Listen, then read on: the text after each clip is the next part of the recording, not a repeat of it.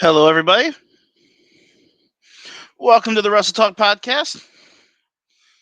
Joined here in just a few seconds by the Night Owl, Renee Martinez. Oh, you're muted. You're muted, Renee.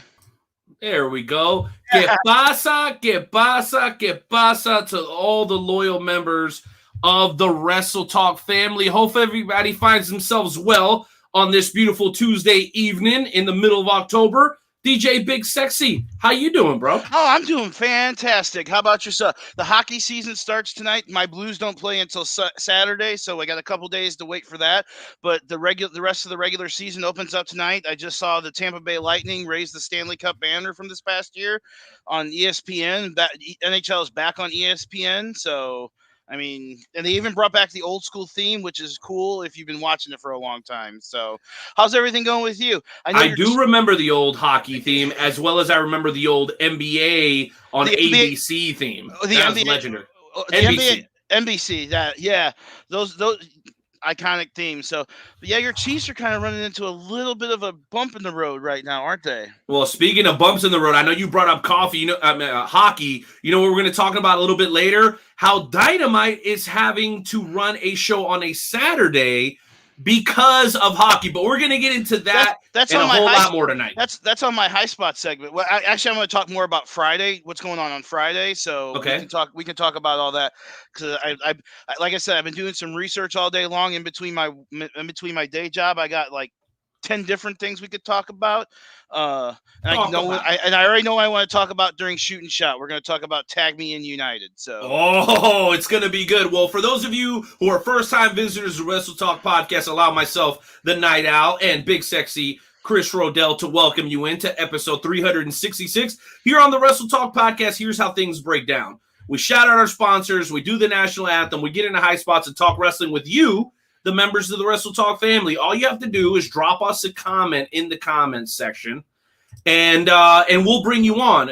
2 rules: have a strong take, and make sure you got a decent internet connection. If you want to join us, you're more than welcome to do that. Just drop a comment, and we will gladly bring you on.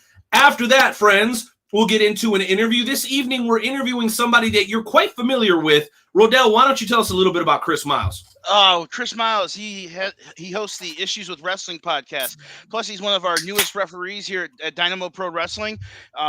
He's just debuted this past year, and he's already put his stake into things. He calls things right down the line. So Christopher Miles is going to be here. And then in the second hour, I can't wait for this.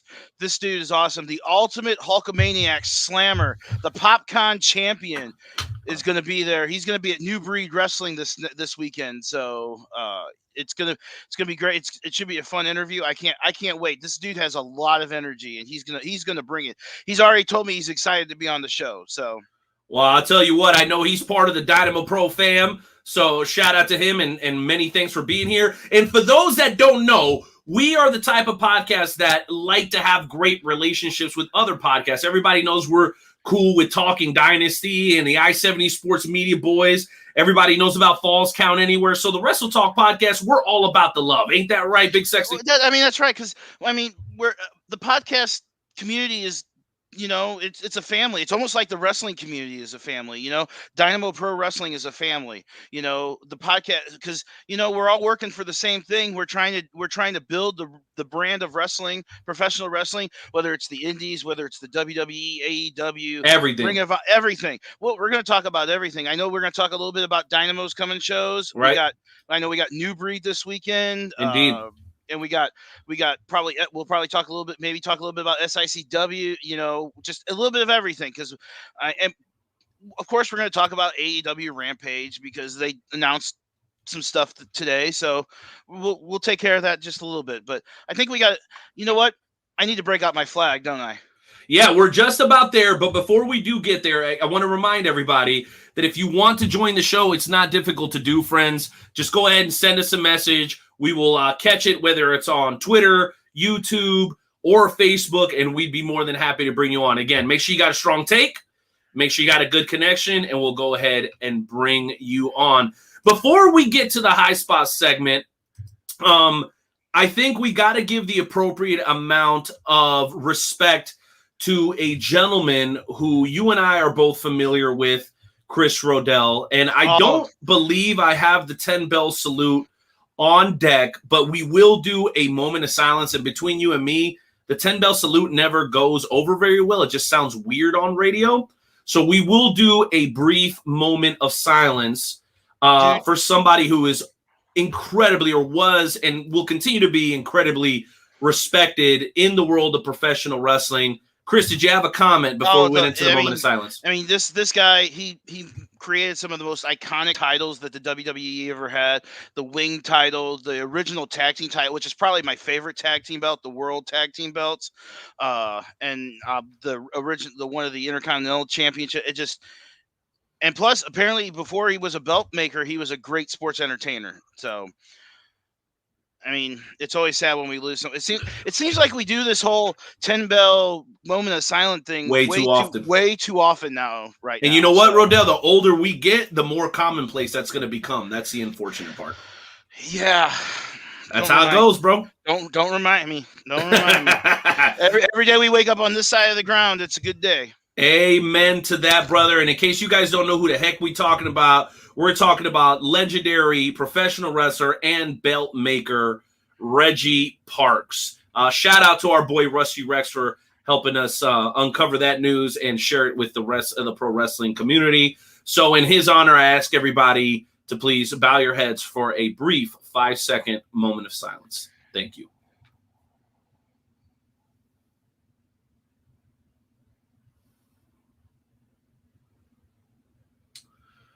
All right. Well, thank you guys so very much for that. Rest in peace, Reggie Parks. Another important cog in the history of this sport that we love so much, Big Sexy. It's not Reggie Parks. It's not just the wrestlers, the referees, the announcers, the backstage. It's everybody. I mean, you think about it. It's the guys that designed the belts. I mean, every belt has been designed by somebody. Vince didn't just come up with this stuff on his own. I mean, I'm sure he had input, but we all remember Hulk Hogan wearing that wing title belt. So I mean, well, most of us remember. Some of the, we might have some whippersnappers in here. So no question, and we do have people of all ages, shapes, sizes, and backgrounds that watch the Wrestle Talk podcast. So if you feel at home here, good, because that's the way it's supposed to be. We want you to feel at home. Now, before we move on and start waving, actually, you know what? No, we got to wave the flag first. So, ladies and gentlemen, as we kick off episode 366, we're going to ask everybody who's wearing a cap to respectfully remove it as we pay homage to the greatest country on God's green earth, and that's America, damn it. Oh, can I get my music, or I can't wave my flag if there's no... Oh, there it is. Say, can you see? And the rockets, red flag. Uh-oh. I'll make up for it now. For the land of the free.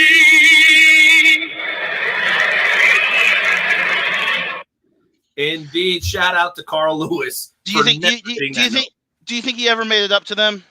No, I don't. And I think he actually sang again at another sporting event and went just as bad.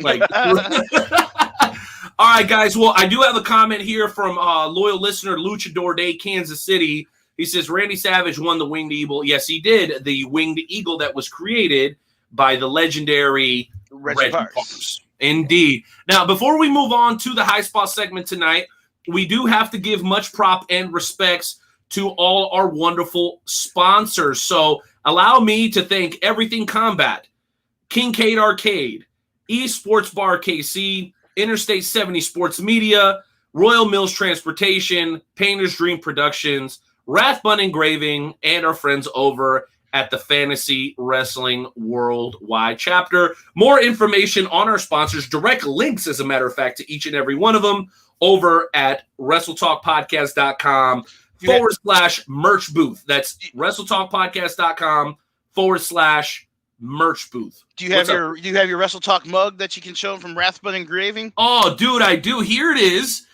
It's hard to see, but I mean, if it's in front of you, it's very easy to see. But it says Wrestle Talk Podcast. It's got the same logo that you guys see in the background. And then down here, it actually says Night Owl. So we give you the mug with the logo plus your name on it for $20 plus shipping, bro. So it arrives to you no more than $30, and it's going to last you a hell of a lot longer than an ill-fitting T-shirt that you might have picked up at Pro Wrestling Tees. I'm just saying, it lasts longer. And I hear it makes the drinks taste better. 17.5% better, according to our scientific research. Internal. It was an internal investigation. How long did you take to do that research? It's still under research. It could go up from 17.5. Yeah, every week, as a matter of fact. I'm researching further. All right, guys, let's go ahead and cue it up. It is time to talk pro wrestling. Let's talk wrestling as we cue up our very own High Spot segment where we talk to you and each other about everything that's going on in the crazy, kooky world known as professional wrestling. Song courtesy of former guest and dear friend of the show, DJ Money. Let's do it! Money. Mic check, mic check. Yeah! All right. Wrestle Talk Podcast. DJ Money. Yeah. Let's go. Welcome to High Spots, where we pop news like bear chops. We dog shop, coming through the screens of a laptop and non-stop like I run the streets of the blacktop. We hit hard like chair shots and backdrops. On the clock flash, feel like the belly flop that ass on. We up the speed while they stay slow. Wrestle Talk Podcast, now they know we about to start the show.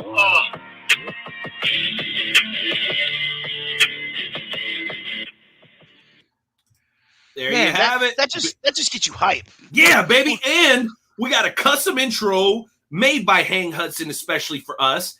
And we got a custom intro to the world famous Wrestle Talk Podcast High Spot segment. You really can't beat that, Roedel. I mean, it's pretty extraordinary. Well, there's a lot of podcasts that don't have a custom intro to begin with, you know?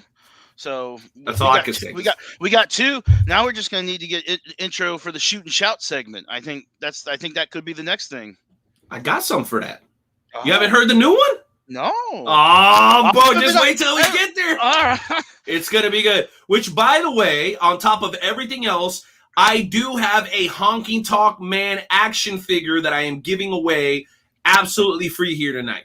Okay? So if you decide you got the huevos to call in and give us a strong take, you don't even have to talk about what we're talking about. You want to call in and talk New Japan, Major League Wrestling, Wow Women of Wrestling, we don't care. You want to talk about your local independent promotion, the show you got coming up this weekend. If you come on and bring the heat, I'm personally going to ship you out a Honky Tonk Man action figure. How about that?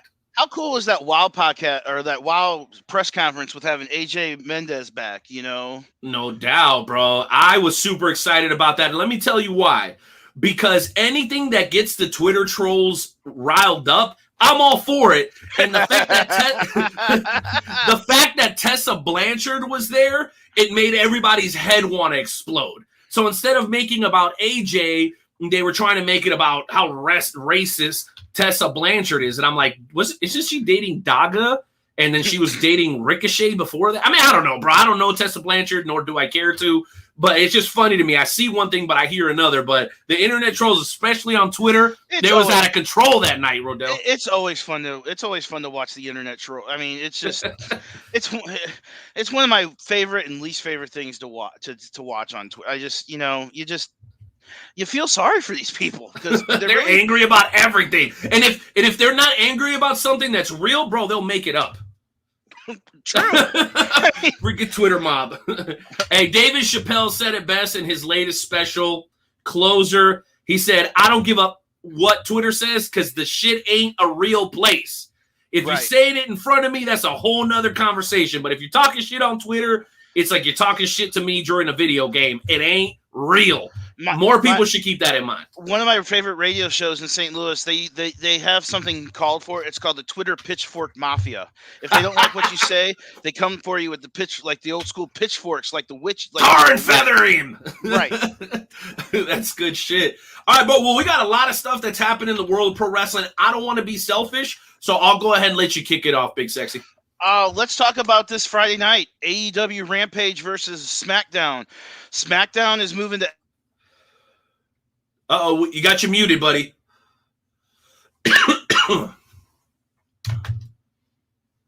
See if I can unmute you on my side. Hold on. Oh, there you go. You're back. Sorry. I got a little bit of a loose connection, I think. Fat fingers. But FS1... SmackDown's moving to FS1 because of the baseball playoffs this weekend. And they're doing a supersized SmackDown. 30 minutes extra this week. Okay. 30 minutes is going to go up against the first half hour of AEW Rampage. Do we want to share with the listeners of the WTP what Tony Khan said concerning this little 30-minute crossover? Do we want to share that with the people? Yes, I do. If you have it, that's great. I got it. Okay, because I forgot to. I forgot to go. I know we went off on it, so. Dude, I got you, because I didn't know what you were going to bring the high spots today, but I figured that this would come up either from you or from me. So let me allow the wonderful members of the Wrestle Talk family to take a look at this with us, or I should say alongside us. Here's the tweet, amigos y amigas, from your Tony Khan man as Lambert. Oh my gosh, by the way, so at some point we got to talk about freaking Lambert and his MMA guys in AEW, bro. This guy, he cut some of the best promos. Bro. I mean, he's so good. Dan Lambert. And I don't know much about. I don't follow MMA that much, so I'm not really into America's Top Team that much. I mean, it's legit though. But Dan Lambert has cut some of the best promos. Like, I mean, bro, he's calling people shit stains and calling Tony Khan man, and bro, he's good. But anyway, let's go ahead and take a look at this tweet. So when it was announced that SmackDown would be going those additional 30 minutes, to your point, Big Sexy, Tony Khan, in his always optimistic and positive perspective, he says, and I quote, "I saw you're doing a half-hour head-to-head with us. I can't wait to finally beat your main show head-to-head." So there's a subliminal shot there calling SmackDown their main show for those who aren't paying attention. Which I can't really fault right now because I enjoy SmackDown more than Raw because it seems like it's the better storylines and the better wrestling. But it could be that SmackDown's only 2 hours and Raw is 3 hours. I think that's the biggest thing. Because now you're hitting me with some 24/7 championship stuff in that third hour, whether it be in the beginning, middle, or the end. You're hitting me with just things that I really don't want to see, with all due respect. So here is the response of some of those pitchfork mafia people. Oh, yes. that you were talking about on Twitter. You pulled some of them. I was reading those, and I was rolling the whole time. I pulled one, and all it is a meme. Do you want to see it? Yeah, absolutely. Here it is.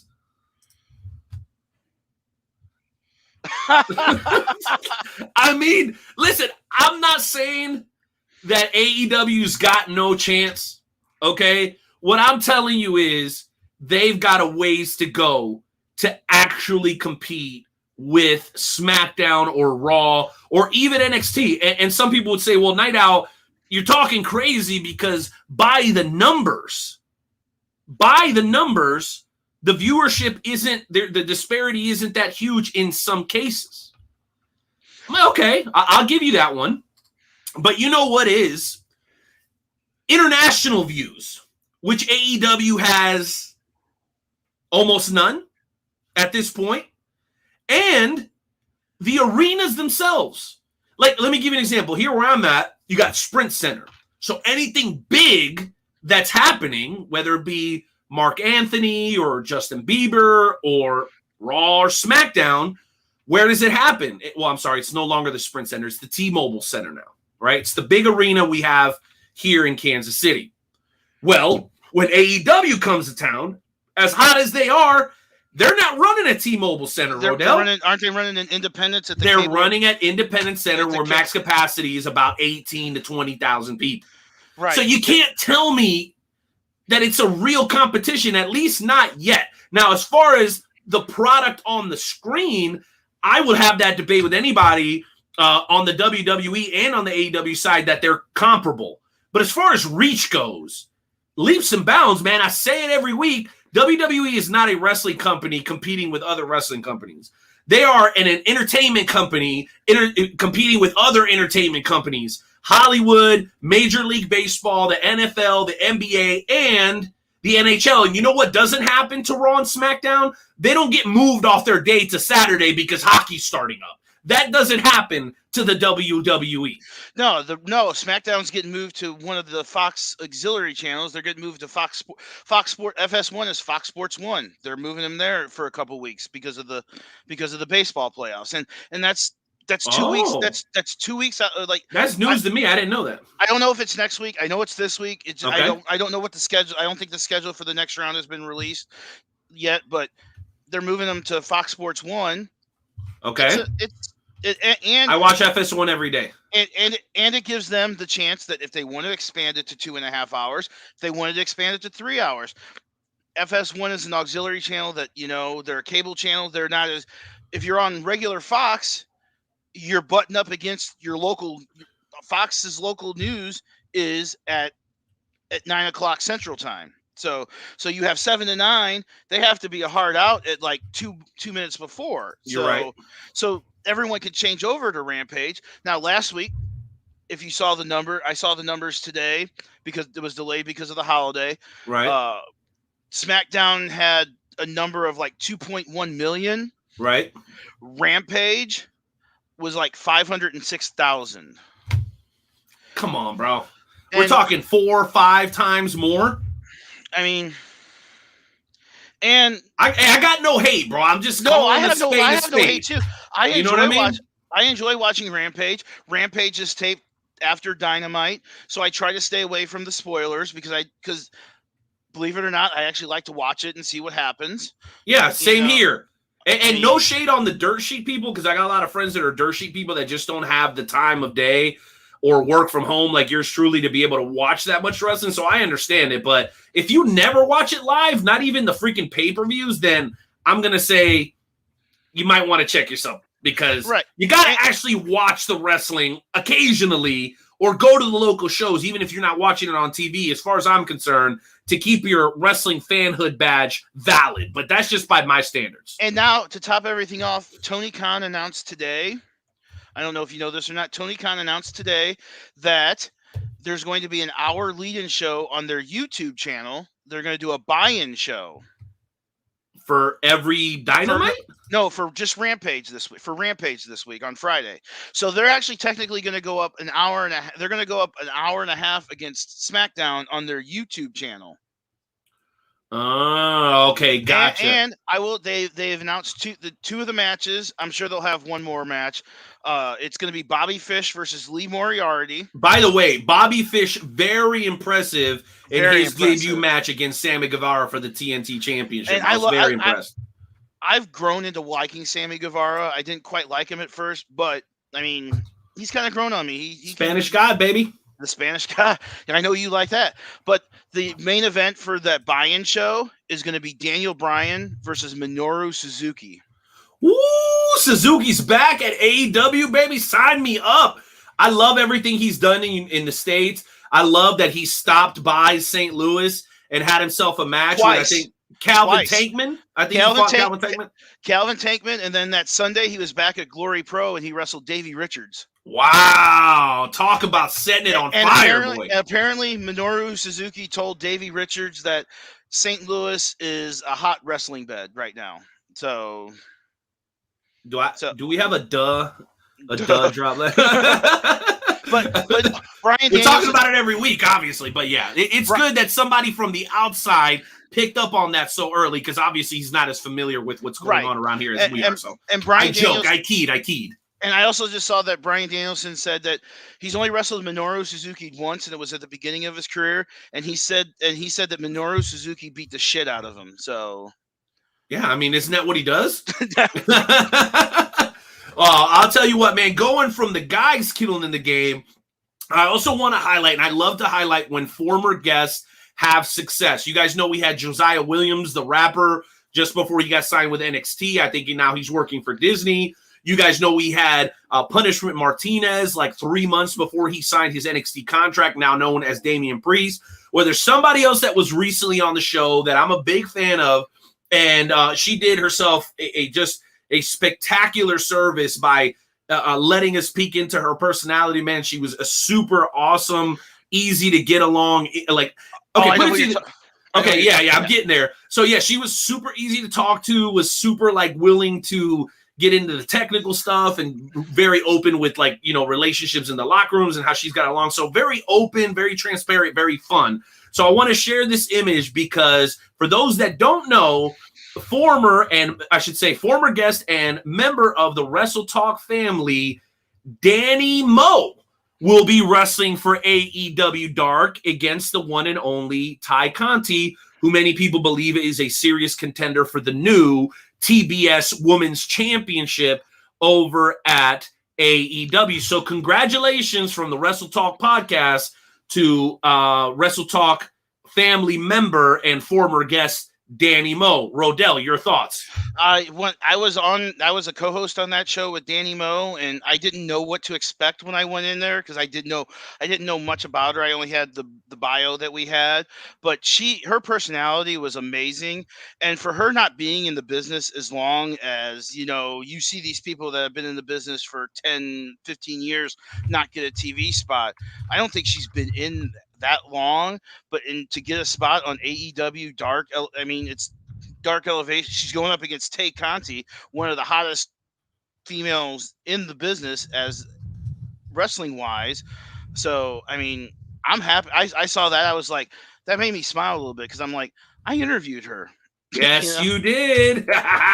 We absolutely love getting the opportunity to do that and to watch these young men and women be able to go and spread their wings in the sport far beyond, I think, even their own expectations.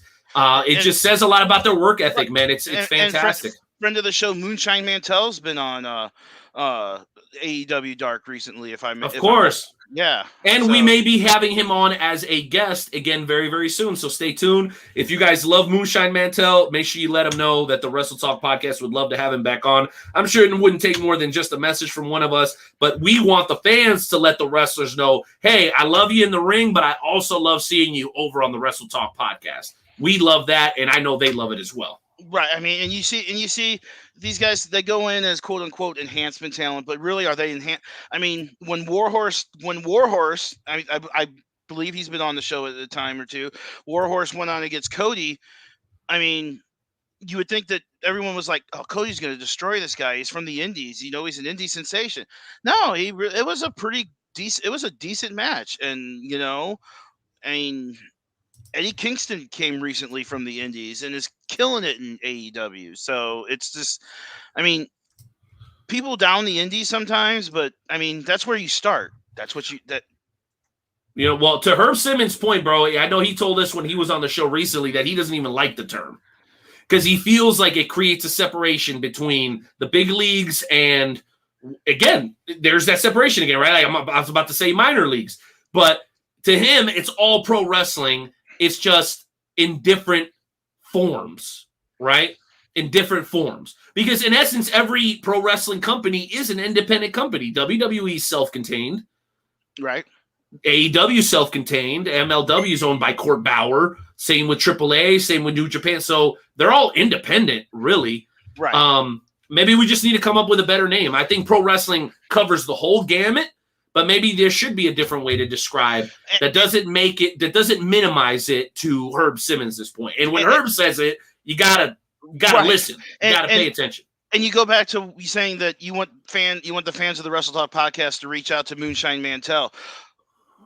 You know, that's kind of what happened with the NWA. Everyone was reaching out when Mickey put out there who should we book for the St. Louis Empower show, and everyone in St. Louis. Like literally everyone's, including myself, put down that Tootie should be there. Tootie got her opportunity at NWA Empower. So, I mean, Little Blue Dragon, man. Much love. And she that whole camp, Outlaw, her, Camaro Jackson, Kenny Alfonso, Moses, Raheem De La Suerte, that whole clique is on fire right now. Yeah. And the No Role Models, they've been in they're the CCW Tag Team Champions. So I mean, it's pretty. I mean, Camaro could lift like me and you probably together at the same time. Bro, his nickname on social media is the Quad Father. Need I say more? Have you seen his quads? I have. Have you seen his quads? Yes, I have. Okay, we're talking about another man's quads. We need to relax. Let's move on. All right, let's do that. What's up, Dad? All right, ladies and gentlemen, it is time for our first featured interview of the evening. We've been talking a little bit about everything, and this guy does the same on his very own podcast. Chris Roedel, why don't you take the introduction over from here and help me introduce this first-time guest? All right, welcome. We're going to welcome to the Wrestle Talk podcast. He's the host of the Issues with Wrestling podcast. He's also one of the newest referees at Dynamo Pro Wrestling. He came in a couple months ago, has had several matches. It's been awesome. And it is our pleasure to welcome to the Wrestle Talk podcast, Mr. Christopher Miles.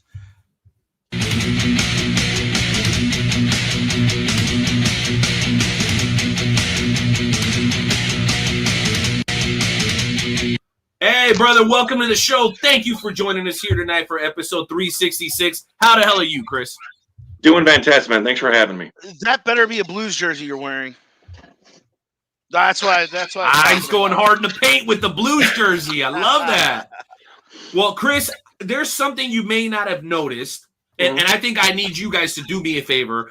Today's show is called Christmas because everyone on the show today, except for me, which today you guys can call me Chris Carlo, okay, or whatever. Give me a Latin Chris name, because you're Chris, Big Sexy Chris Roedel, and Chris Slammer.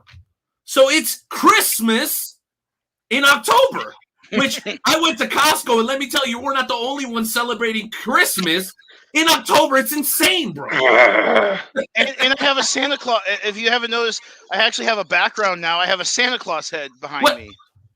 Oh, Roedel, really? Not until we cook the turkey, okay? I know, dude. Chill. Let's kill the turkey first, then we can move on to the other stuff. I wanted something in my background this time, and that has sentimental with my mom, and I didn't have anything else to put up there. I thought it would be funny. I didn't even realize that everyone was named Chris on this, so we were going to do a Christmas type episode. Yeah, the show is called Christmas, so you're welcome. So the Santa Claus actually fits tonight. So that's fair enough. Yeah, everybody's name is Chris. So with that said, bro, I got a boatload of questions, and I know, Chris, you and I have never had a chance to talk, but I'm going to let Big Sexy kind of lead off here because you guys do have that Dynamo Pro connection.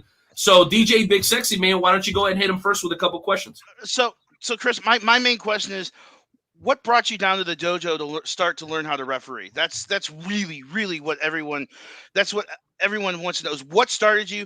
When did you start liking wrestling? What brought you down as a referee and not a wrestler? Like, just tell us a little bit about your backstory. I'll start with my wrestling origin story first, in that Sweet. I don't really have one. You hear people talk about, Mick Foley talk about Snooker jumping off the cage, or Punk talked about Piper with the coconut. I have no idea when I started watching. It's just been omnipresent in my life. I've always been a fan. I've never fallen out like some people do.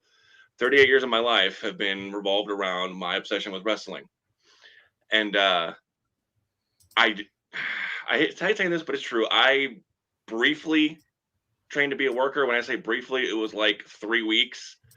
And then I got hurt, and I had to go away for a little while. And in that meantime, my father passed away. So I had to go home, take care of my mom. And then life happened, and I couldn't get back to wrestling school, and I kind of put that on the back burner. Still stayed around the business, did like arena reports with PWI, like so many people do. And then got the opportunity to do the podcast, It's Just the Wrestling. And made some really good friends inside the industry. Roedel, Sadie Blaze, Luke Roberts. And then eventually they approached me and said, hey, we're short a ref. You're a huge fan. We all like you. Do you want to come down and see if you've got what it takes to be a referee? So I came down to the dojo, started training, and with a lot of help from a lot of the wrestlers and some of the other referees, got a real liking to it and jumped right in the ring. Yeah, I mean, it's been great seeing you become a referee. What has been your favorite match so far that you refereed? I know you only have a handful, so Yeah. So I gotta say it'd probably be Makazi versus Sadie Blaze. You know, the imposter. the imposter I Mikaze. like that. Yeah, we've had both on the show, Sadie and Makaze, and that was interesting. It was just a fun match to work, and the drama behind it with Cindy being there, it was just awesome to work that. Yeah.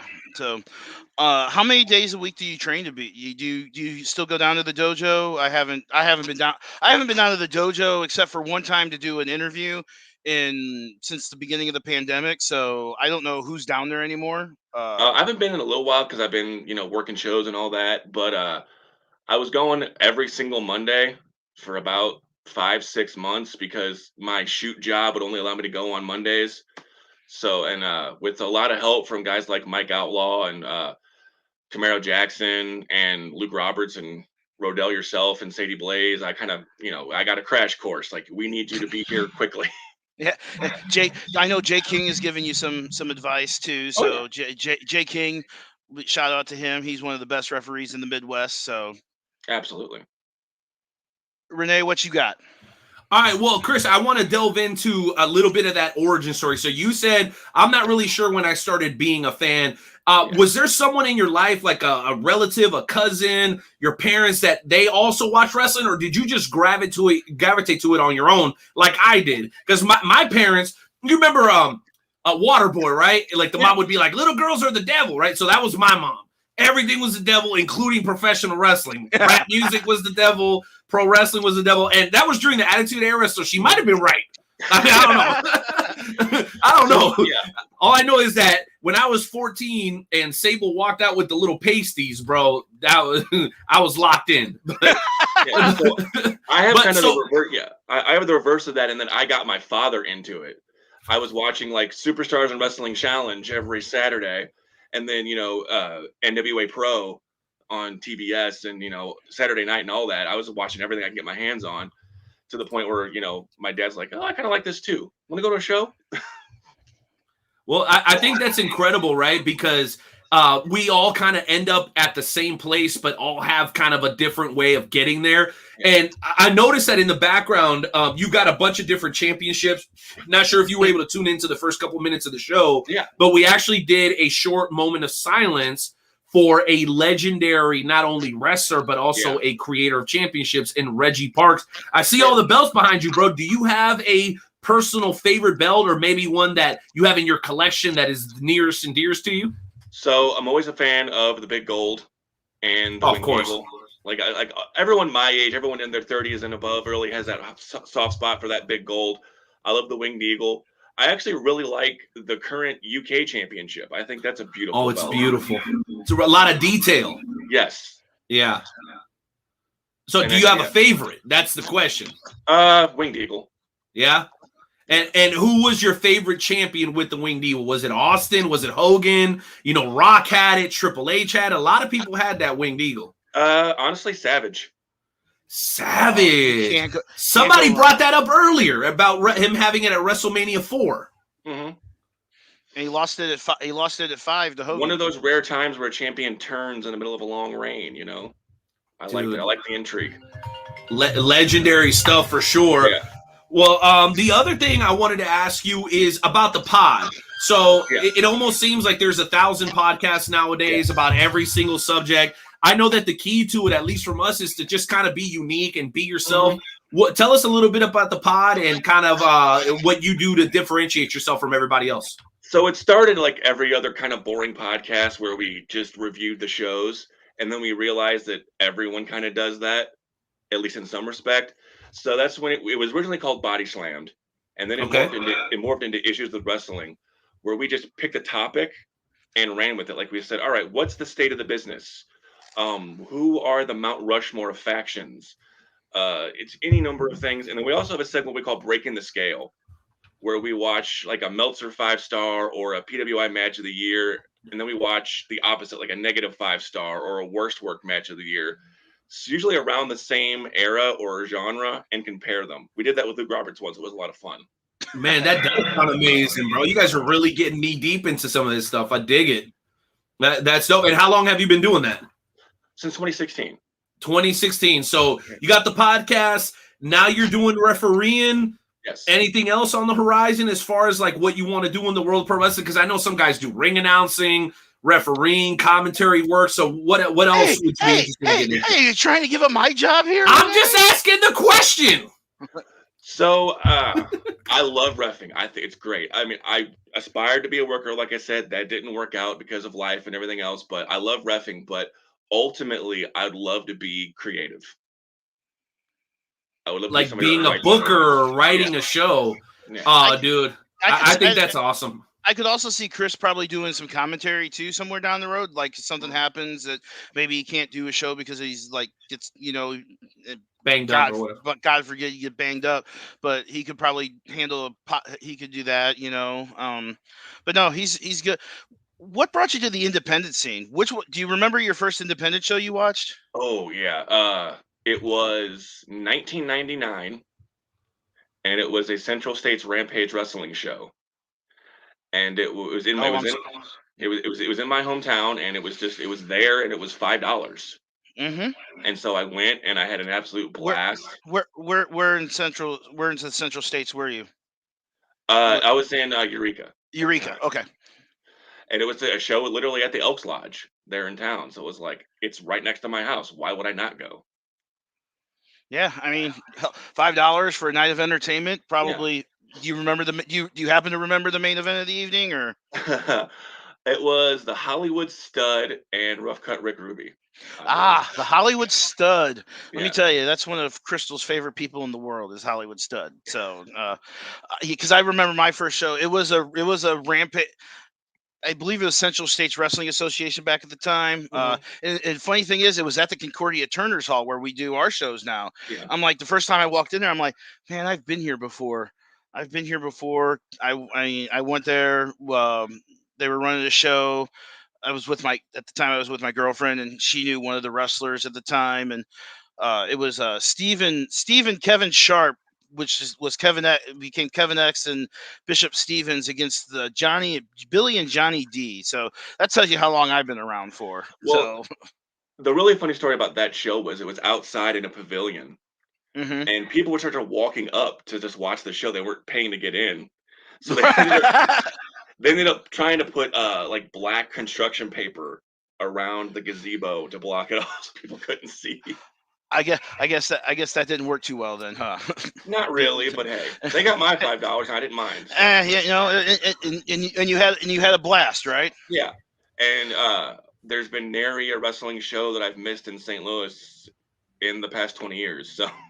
Right, and I remember you being, before you started to come down to the dojo and referee, you were pretty much at every wrestling show, and we would talk, and sometimes you get mad because your shoot job would not allow you to come to the show because of that darn thing we call work, Damn it. I mean, darn thing we call work. But I mean, you always came to the show. You bring your son's there, so he has a good time. He doesn't like the Art City Mercenaries. He doesn't really like the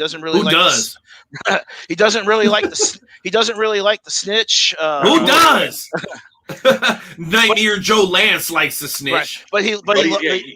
But he loves Camaro. He loves Camaro Jackson. He loves Adrian Surge. So I guess he's learning the right way. So yes. Well, there's no doubt about that. And I guess I got to get into maybe getting to know you a little bit better, because I always enjoy doing this. So I think we all have guilty pleasures in professional wrestling. Chris, what's your pro wrestling guilty pleasure? A wrestler you like or a promotion you like that really nobody else is really effing with, but you're like, that's my shit. Leave me alone. I don't care. I love Santino Marella. I mean, I don't know. Like, what's your guilty pleasure in professional wrestling? I'm a huge Japan mark. I love Japanese wrestling, and the G1's been going on the last couple of weeks. Yeah, great. As much as I love the New Japan, All Japan, there's something about DDT that just tickles me just so. And I love the nonsense of it, and the fact that you can have the nonsense and the competitive action. Well, it's definitely a little bit more AEW versus WWE. Yeah. Like, yeah, it's edgier. They're a little goofier with it. They're a little bit looser with the rules. I dig it too. Is DDT kind of like the old Chikara was? A little bit more loosey-goosey, somewhat. Yeah, well, somewhat. Just with the Iron Man Heavy Metalweight Championship, the fact that 2 different ladders have held it, and there's been 1,000 different champions. I get like a what's Sami Callihan's promotion that he has? Wrestling Revolver. I get more of that like vibe to it, like that Wrestling Revolver vibe. That's dope. Roedel, I never asked you this question. What's your pro wrestling guilty pleasure? Are you like a Dewdrop fan or something? No, I actually really liked Alexa Bliss. The Alexa Bliss. That's not a guilty pleasure. Well, everybody likes Alexa Bliss. Try again. I'm a meme real quick. Hold on. Yeah, sure. Actually, no. The 24/7 stuff now with Reggie with the flips and stuff. I wish I could do. I honestly wish I'm with you, bro. I wish I could do that. It's some of the best, well-produced stuff. And actually, I met Reggie once down at the dojo. He's a St. Louis guy, ain't he? St. Louis guy. Yeah. I know Chris was down there. Worked with him when he was in town. I believe for a holiday because he comes in and sees his family and stuff. And it was just before they went back on the road, so I got to go home.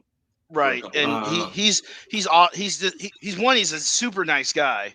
Always, whenever he's in the dojo I am on Facebook, and anytime he's get tagged on something, he's always responding to it. You know, and Chris can speak to it. I don't know how he was that night when he was down there. I'm sure he was giving everybody all kinds of advice. So there's one more guilty pleasure I forgot, but anyone that has Roku, there's this channel that's just called Wrestling.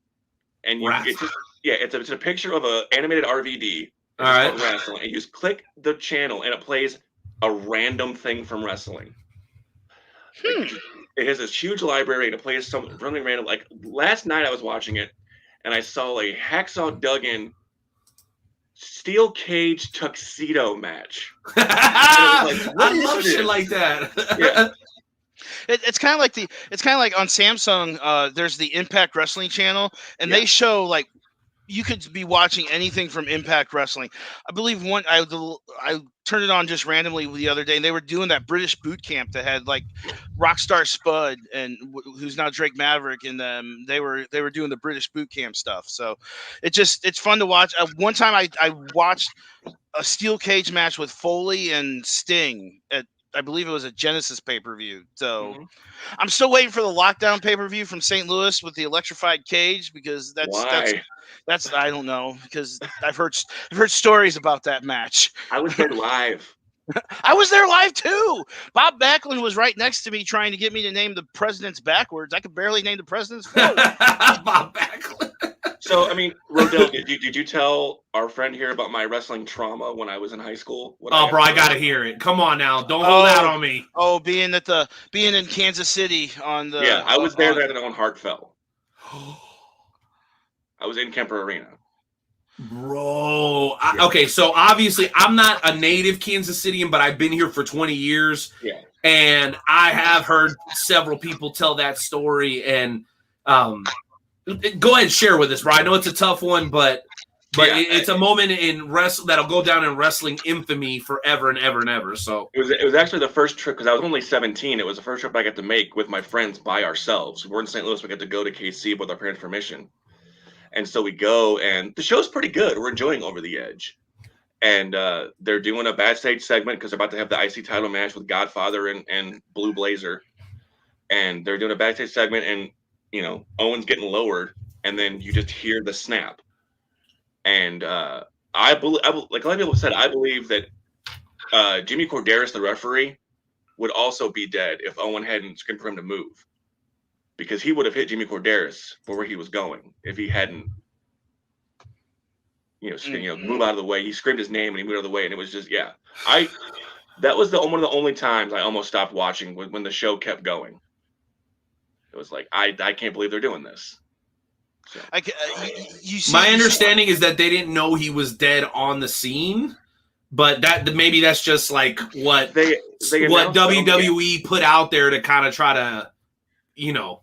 I mean, they announced it on the pay-per-view, so they did.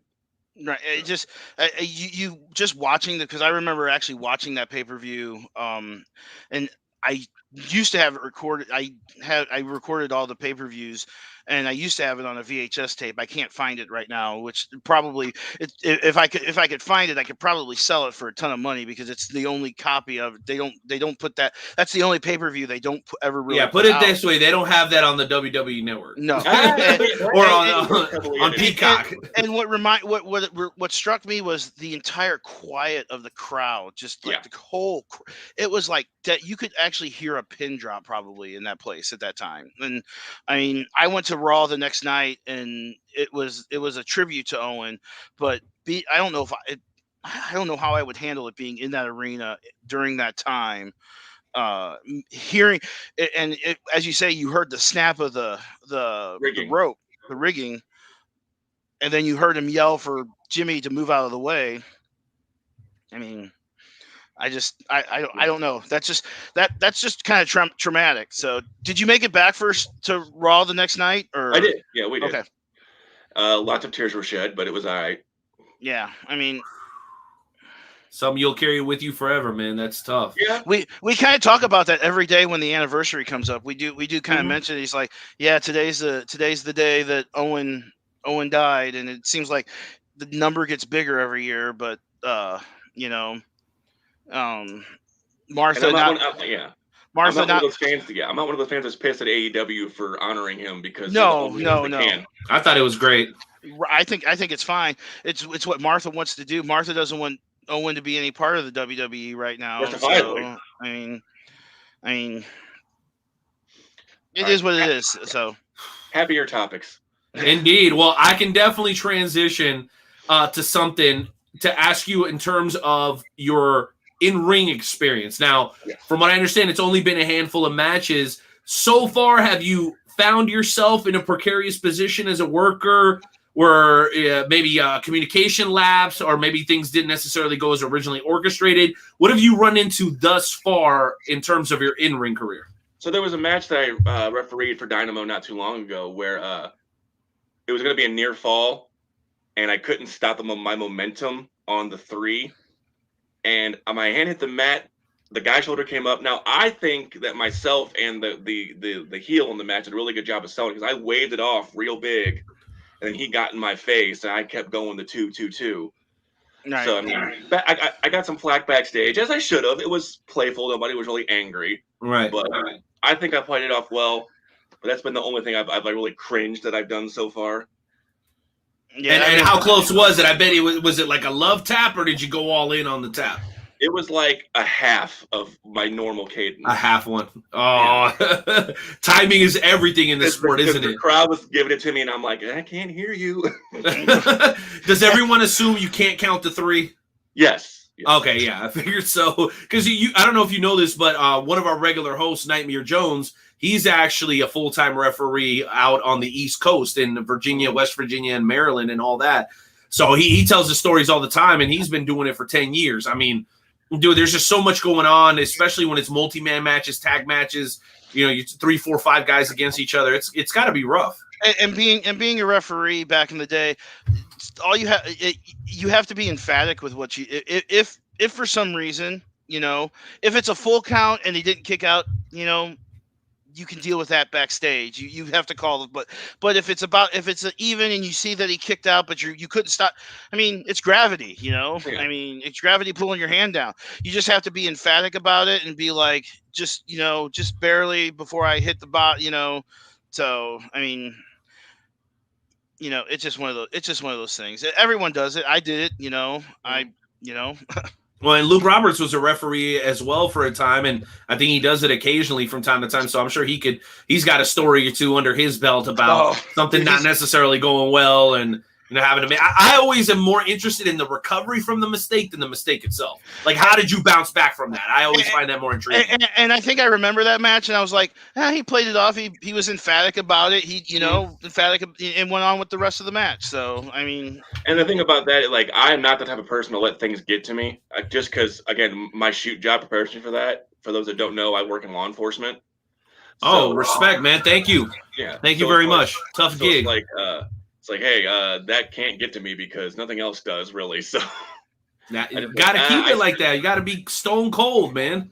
Yeah. Because as soon as you let the fans get to you, that's when you're gonna make a mistake. And Indeed.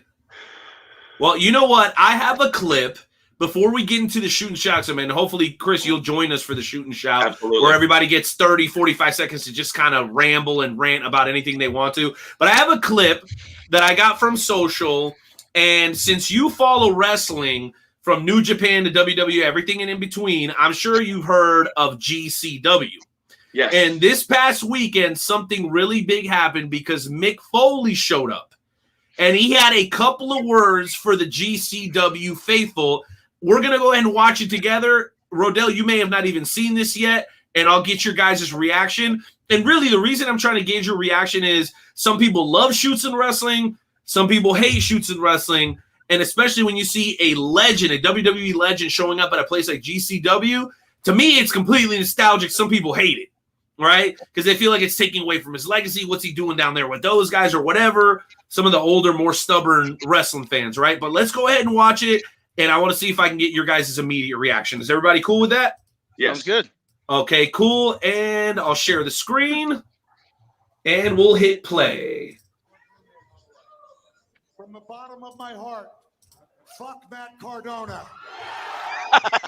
Let's go back a little bit further. Hold on. There are times when you Here we go. I believe in the soul, I believe in the art of hardcore wrestling. Here we go. I believe in the soul of deathmatch wrestling. And I do believe that there are times when you save up your special moves for the best possible moment. And since I don't wrestle anymore, sometimes I have to save up the most special words for the most important moment. And so I want you all to listen. Let's have it completely silent. Zoom in if you can. From the bottom of my heart, fuck Matt Cardona. There you have it, man. Chris, your thoughts on seeing Mick Foley show up at GCW? Well, first of all, I want to know where I can get one of those shirts at, because that shirt's fire. That with the presidential. It is, and I'm seal. sure they have it in a 4X because that's what I would need. Right, because it's Mick Foley. But he's playing to the crowd because the GCW crowd hates Matt Cardona. They do. Hate him. Talk about resurrecting, though. That dude is killing it out there.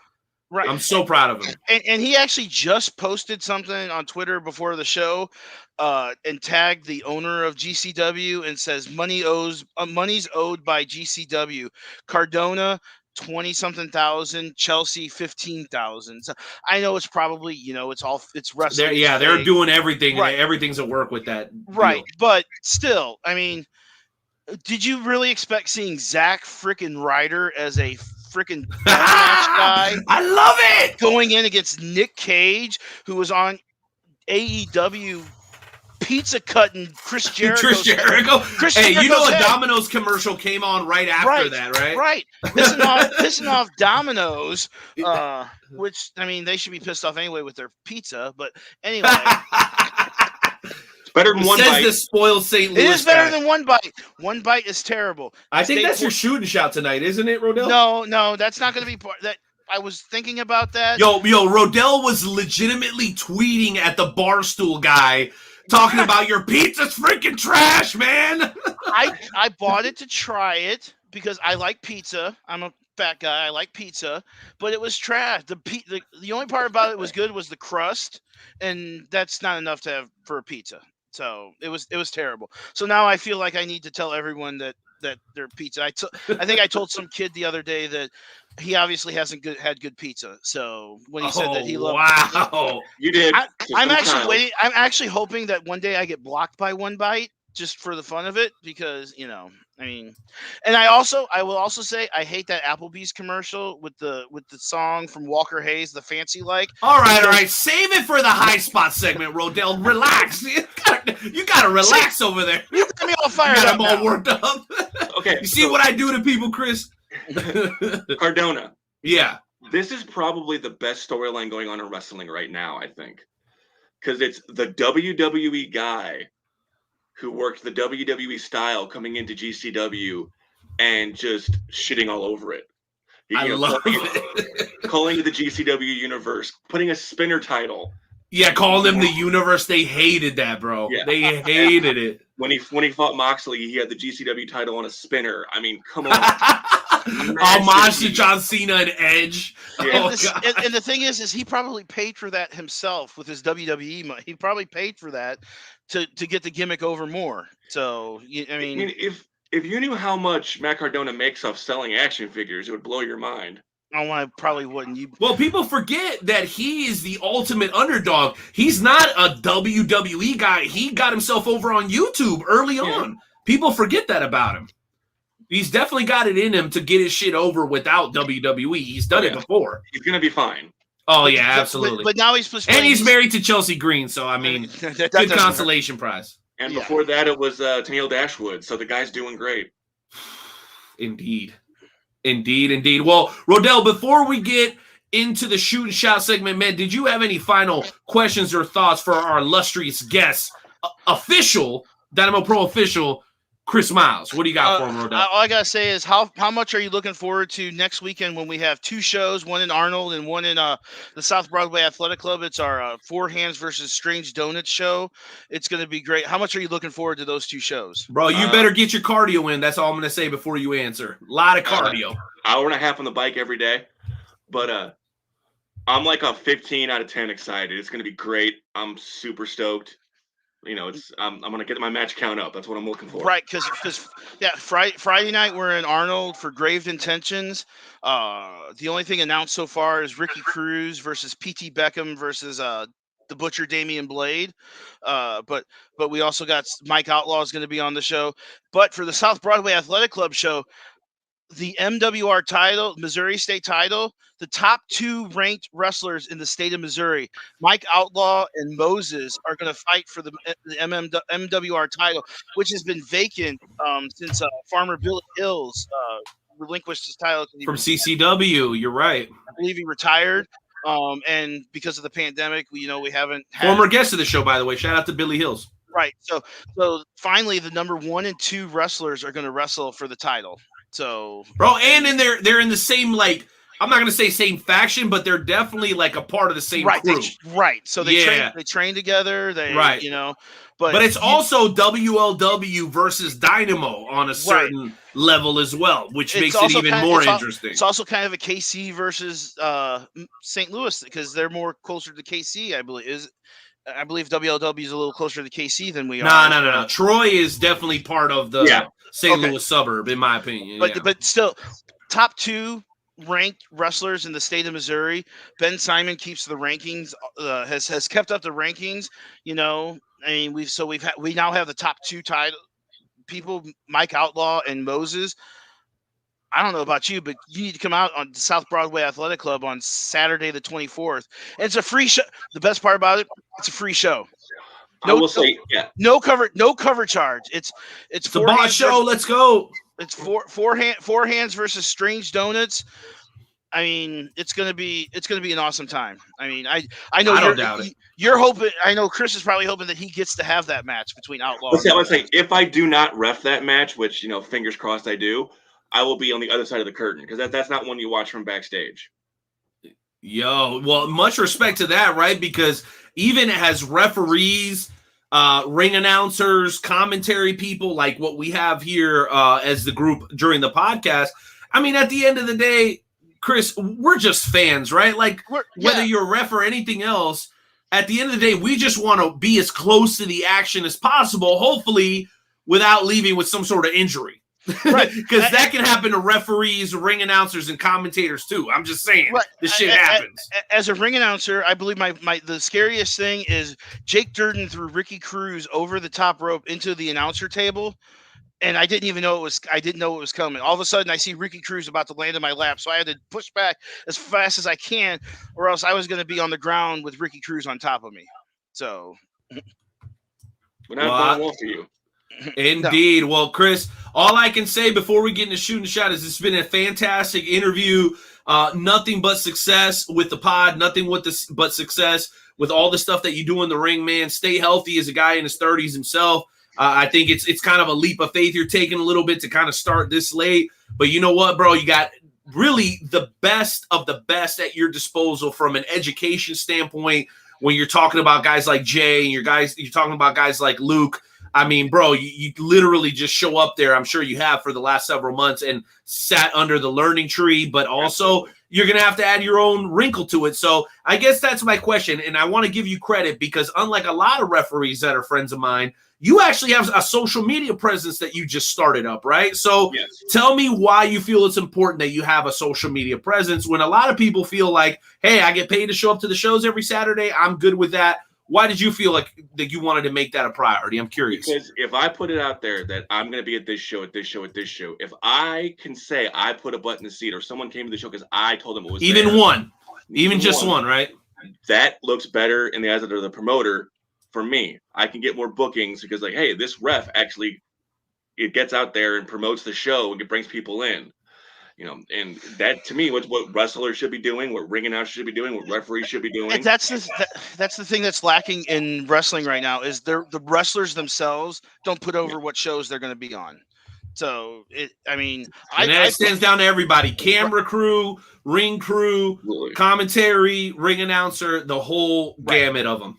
I absolutely promise you, if you go to Twitter or Instagram at 1_2_3 miles.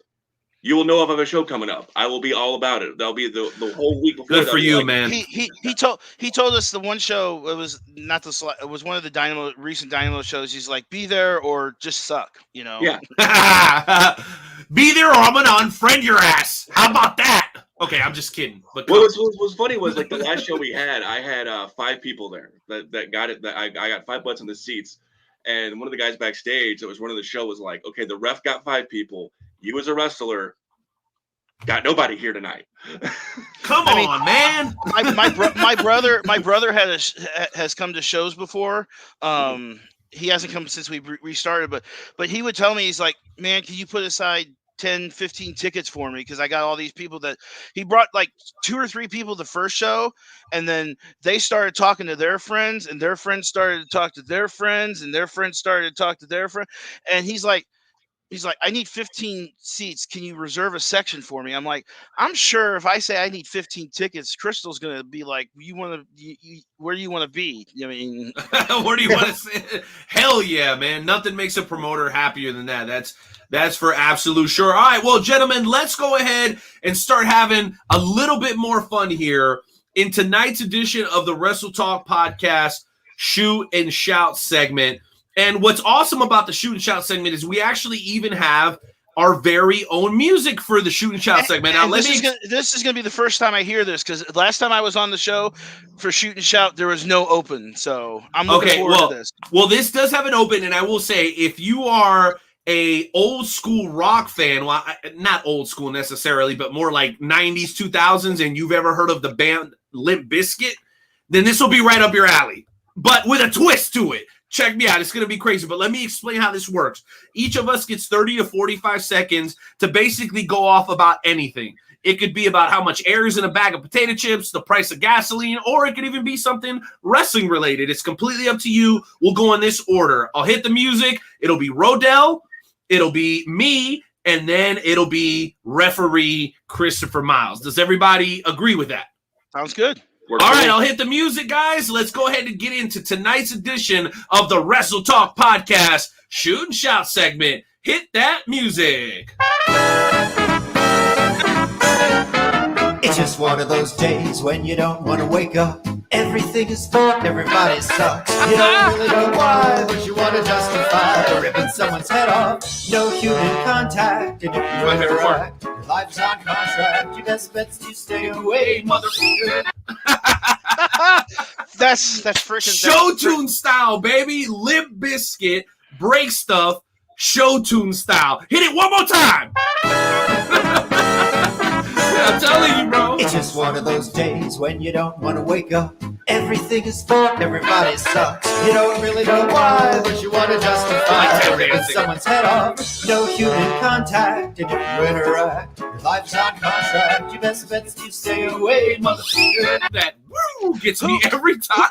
Who did that for you? Who did that for Listen, bro, we can talk about that later. Okay. You know what I'm saying? But anyway, yeah, shoot and shout. Big Sexy, what's pissing you off tonight, man? Hit it. Well, I could come in here and talk about how One Bite Pizza sucks. I could come in here and talk about how I hate the Applebee's Walker Hayes Party-Like song, and the fact that they did a remix now with Kesha. There's now a remix because Party-Like by Somebody Walker Hayes is actually a real country song. Yes. That if I was working at Wild Country, I would probably have to kill myself because I would have to play the song. And because any song that has a line that says "bougie like Natty in styrofoam" should not be on the radio. So, but in all seriousness, I want to talk about mental health and something that this past weekend was World Mental Health Awareness Day, and there was a group that put out a video called "Tag Me in United." I don't know if you've seen it online. It's at Tag Me in United.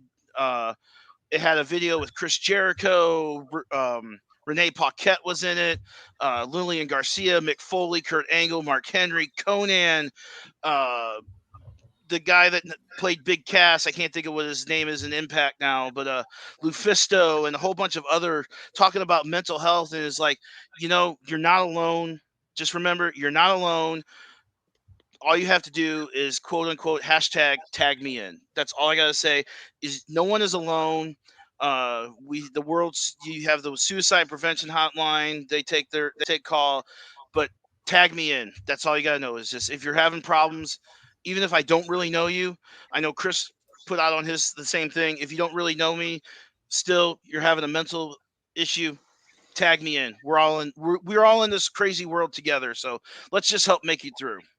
So that's my shooting shout. I just wanted to look at Tag Me In United, and I've been trying to get a hold of the people to see, and maybe down the line we can get them on and talk about what their mission statement is. Yeah.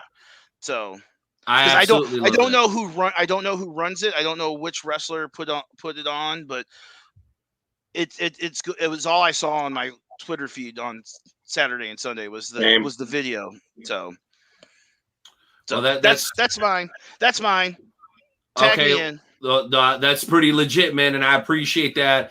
And I personally have friends and family that deal with mental illness, so definitely hits close home with me, and I appreciate you sharing that with us, Big Sexy. Now, because I actually had my shooting shot ready to go, I'm going to move forward with it. But the seriousness of yours is kind of taking a little steam out of mine. I'm going to be honest, because I'm about to start bitching about the Kansas City Chiefs defense. And if you've ever been, bro, oh my gosh, bro, have you ever been to Family Dollar, like real tough times, and you buy those like paper towels, and you're like, you know what, bro, just one roll, it's $1. This whole roll should be enough to get me through cleaning like my ashtray. Well, let me tell you, a whole roll of Family Dollar paper towels later, my ashtray is still dirty, and even that is more resilient than the Kansas City Chiefs defense. I'm so sorry, bro. I know that's had nothing to do with professional wrestling, but I don't care. And it ain't serious and sweet and all touchy to the heart like Chris Rodel's is, but I'm hurting too. And somebody needs to be mentally aware of my stability after watching those pieces of crap play last Sunday. So we lost by 18 at home to a team that we beat twice in a row. Run the ball, Andy Reid. So it's not the ball. So it's not Patrick Mahomes' fault. No, bro, no. Because even with a bad day, he still threw for 2 touchdowns. Bro, come on, do something with your life. You know you're getting paid to be out there and stop the other guys' Chiefs defense. I'm just saying. I'm not saying. I'm just saying. You were at home, right, this week? It was a home game, right? Shots fired! Shots fired! I'm done. Chris Miles, please close this out, bro. Okay, so this is gonna go tie into my shoot job. Pedestrians and cyclists. I'm often one of them. Cyclist, you don't get to use the sidewalk. You were supposed to be on the street. And you're supposed to obey the laws of the street. Stop signs, stop lights. You can't buzz through those. And if you are a pedestrian, crossing the crosswalk. We have them everywhere for a reason. And also to the drivers, watch for the people on the crosswalk. That's fine. Someone got hit last week. It was bad. But hey, just if you're on a bike, obey the damn laws. Stay off the sidewalk. Stay on the street. Stop at stop signs. Signal. Do all that stuff. You are a vehicle. Do all things a car would do. Please, for me. Can I add one? Yeah. Put down your damn cell phone when you're driving in the car. Please. Or if you're walking across the street, put down your cell phone. Awesome stuff from both of you guys for tonight's shooting shout. No question. Chris is going to be scraping up somebody off the road, it sounds like. with a spatula. Again. Again. Like Wile E. Coyote falling from the cliff. He's like, I got to scrape myself. All right, well, let me just say this for the whole Wrestle Talk family. Chris, thank you for what you do, not only for the world of pro wrestling, but also what you do out there for the citizenry in wherever it is that you're patrolling. Thank you, bro. You have a thankless job. It's probably never been harder than it is today to be a police officer. And I'll tell you, because I've got other friends that are in law enforcement, and one of my buddies actually went from police officer to sheriff because he wanted to kind of get away from the city and stuff because it was just becoming a little bit too difficult for him. So if you're patrolling these streets in the city from day in, day out, bro, I tip my cap to you, even though I'm not wearing one, because you got a hell of a job. But I'm glad you're there, bro, because people talk a lot of shit. But when it hits the fan, you know what they do? 911, and you show up every damn time, man. Thank you for that. Thank you. And they're the first ones in, and they don't ask questions about it. You know, Nope. They don't care. Selfless people, man. At that point, if something goes down, they're first there, and last one's out. So Indeed, bro. All right, 2 bits of business before you go. Number 1, promise us you won't be a stranger. Well, not at all. All right, drop the info for the podcast and also drop your social media if you don't mind. Please go ahead. So the podcast is IWW_podcast, and you can get a hold of me either at my email, bookchrismiles@gmail.com, or Twitter and Instagram at 1_2_3 miles. See, I'm not the only weirdo with underscores in my @ so respect to you for that, my guy. We got it going right here. I tried to get just plain old 123 miles. It was taken. No way. So, of course. That's why I had to go underscores too. Yeah. Much love to you. Shout out to Scott Rathbum, the engraver of these beautiful Wrestle Talk podcast mugs. Anything else you want to hit us with before you go, Chris? All right, just come to the shows. We got a couple, like Chris said, a couple shows coming up in a couple weeks. Arnold, Missouri, South Florida Athletic Club. Come check us out. Come check me out. Say hi. That's right. Do it, guys, and do what Roedel is doing. Go to @1_2_3 miles on Instagram and Twitter. If you can't find him, just look on our page. We're probably going to share his stuff a little bit later tonight, or just look up our friends list and you can find Chris Miles. Chris, thank you so much for being here, brother. We will see you on the next time around. Yeah, thanks for having me, guys. Adios, amigo. Peace. Later. Well. Shout out to my man, Sonny Mayo. Much respect to him. Oh, by the way, we're doing Haunted Havoc in Salina on October 23rd for my Kansas folks who want to come out to an independent wrestling show. Chris Roedel, before we go to break, I just want to ask you one question, man. How are you feeling about the rest of episode 366? Because we're just a couple of seconds away from the ultimate Hulkamaniac, the Slammer. Oh, I think it's going to be a great interview. I was just talking to him. He's trying to get in right now, so I sent a message to the just little inside business. I sent a message, so he's having a few issues, so I don't know if anyone can help him. So, bro, don't worry about it. Here's the beauty of it. We're going on a little bit of a late break, so we've got about 2 to 2.5 minutes where we can get Slammer set up, make sure his audio's good, his visual's good. Roedel, I'll go ahead and let you communicate with him and make sure that we're good to go here in the next couple of minutes. We'll come back and we'll make it happen. And for whatever reason, you know, it doesn't come together, then it's okay because we got plenty of stuff that we can address and we can just reschedule. But I can see him already in the studio, so okay, I'm optimistic. So maybe that second, because the first link I sent him didn't work for some reason. Okay, no, it's working. It's working. It's probably my technical ability. So yes, because Chris Roedel just recently switched off a dial-up AOL. You know, like I actually want you to know I still have. Remember that? I still have an AOL email address I use. So oh my gosh, stop it! I don't use. That's still not as bad as Hotmail though. If you got Hotmail, I already know you're over 40. I used to have a Hotmail, but I don't have. I have like 4 emails address. But let's go to the break because we got some business to take care of. So let's do it, baby. We'll be back in roughly 2.5 minutes with hour number 2 of the Wrestle Talk podcast, episode 366.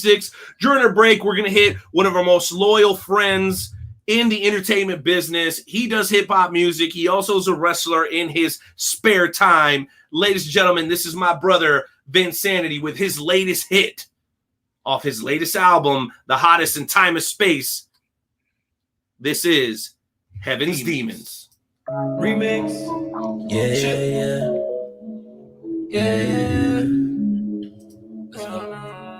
Listen.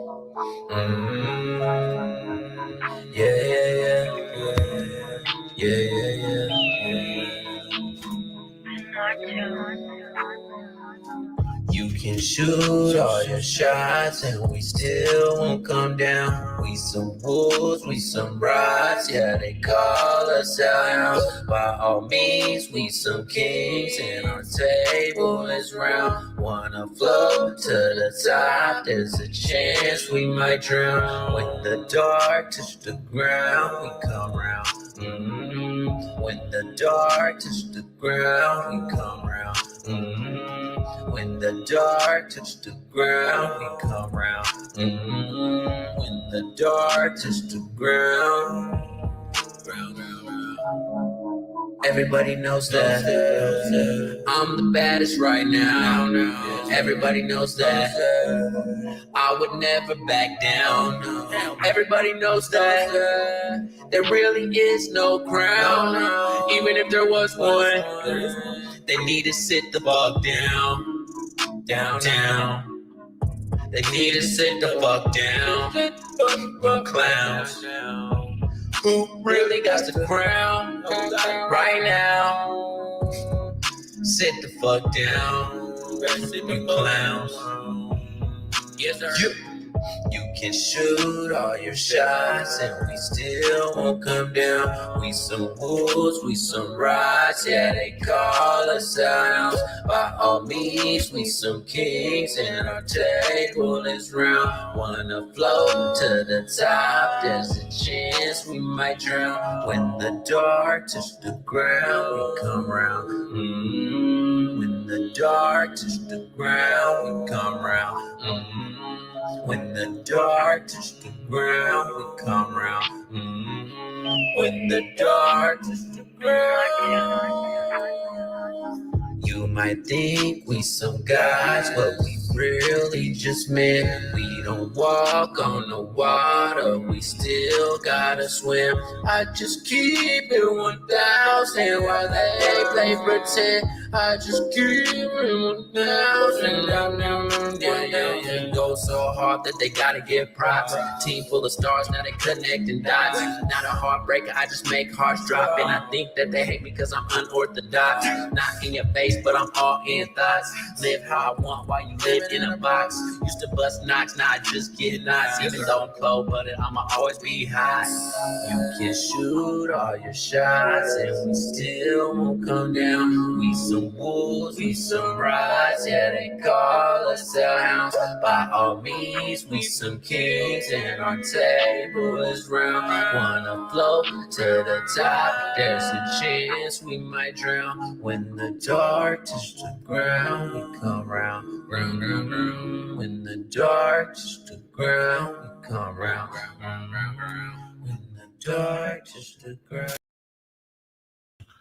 All right, ladies and gentlemen, we are back with hour number 2 of the Wrestle Talk podcast. Thank you guys so much for being here.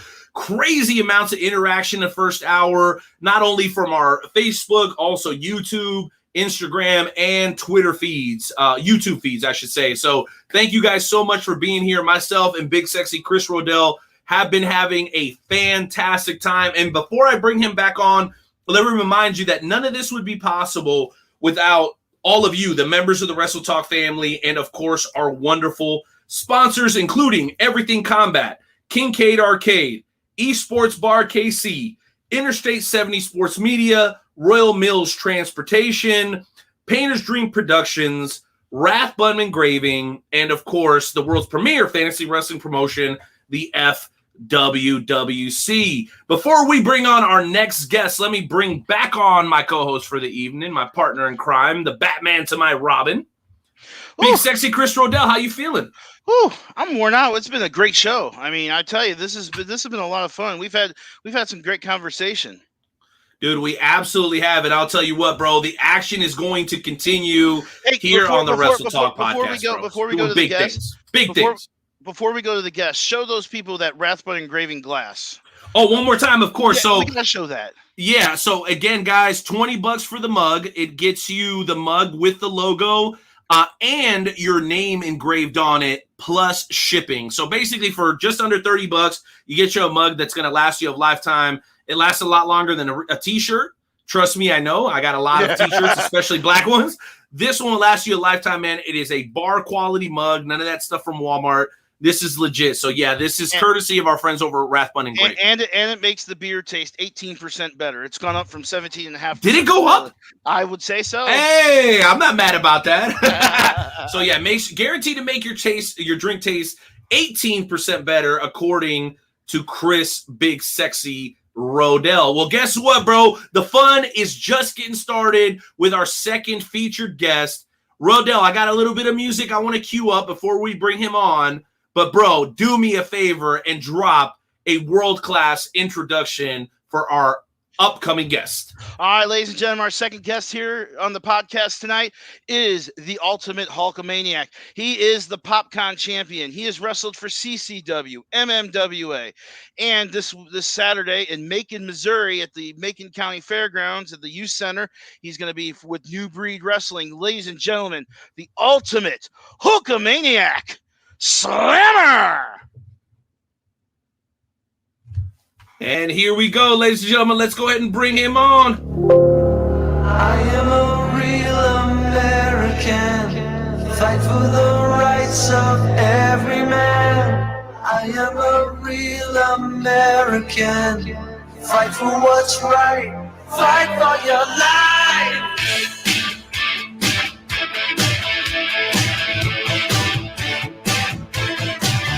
When it comes crashing down and it hurts inside. All right, Slammer, we want to make sure your connection is good. You let us know. If not, buddy, we can buy you a little bit of time. Let's do that real quick because Slammer's working on his connection. We had him good for about 3 seconds before he came on, so we'll let him get that situated. But, bro, you heard the song. Right. I mean, and I remember asking you, I was like, hey, bro, we got Slammer on. Give me, like, some music. And you're like, Real American, duh. And you're like, it only makes sense. And I was like, why doesn't he have his own song? And you go, well, yeah, but this is the ultimate Hulkamaniac. Now, I'm a Hulkamaniac, bro. I was born in 1984. I was born basically right when Hulkamania was getting ready to get started. So I'm like, I'm a pretty Hulk Hogan fan. What gives Slammer the right to call himself the ultimate Hulkamaniac? You know more about him than I do, bro. What makes the Slammer the ultimate Hulkamaniac? I gotta know. He just got back from vacation. He was on vacation. We wanted him on a couple of weeks ago, but he was on vacation. Okay. But he went to Florida. That's my home state. Yay.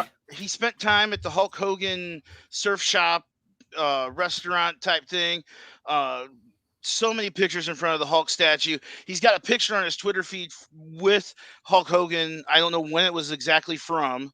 So, I mean, it was, he's the ultimate Hulkamaniac. He comes out, he does the pose. I mean, everyone he's the doing whole deal. The double bicep. I'm sure everybody's eating it up everywhere he goes. And he's got great charisma. I mean, and that's it. Okay, I want you to tell this because I wanted to ask you about that. About like, dude, it's one thing to call yourself the ultimate Hulkamaniac, but it's the other thing to like have that same energy that Hulkster had.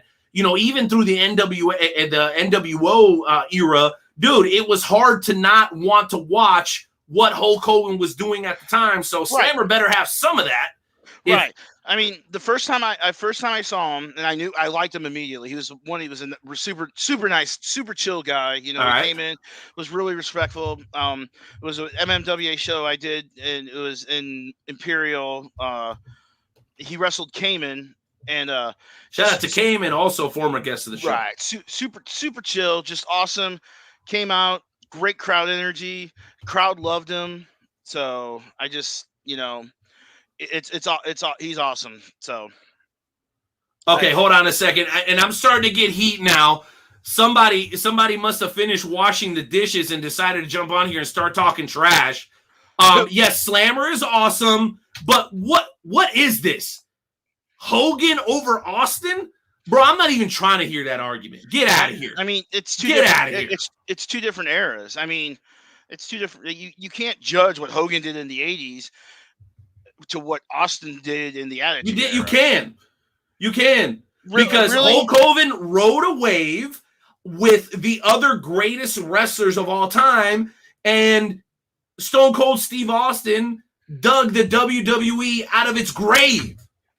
So before The Rock was hitting on all cylinders, before Triple H became the Triple H that we know and love now, it was Stone Cold. Don't Sonny Mayo, get out of here with your nonsense, bro. Okay, get out of here. So you're not going to put Hulk Hogan? I'm sorry, you're not going to put Steve Austin on a Mount Rushmore of wrestlers? I am.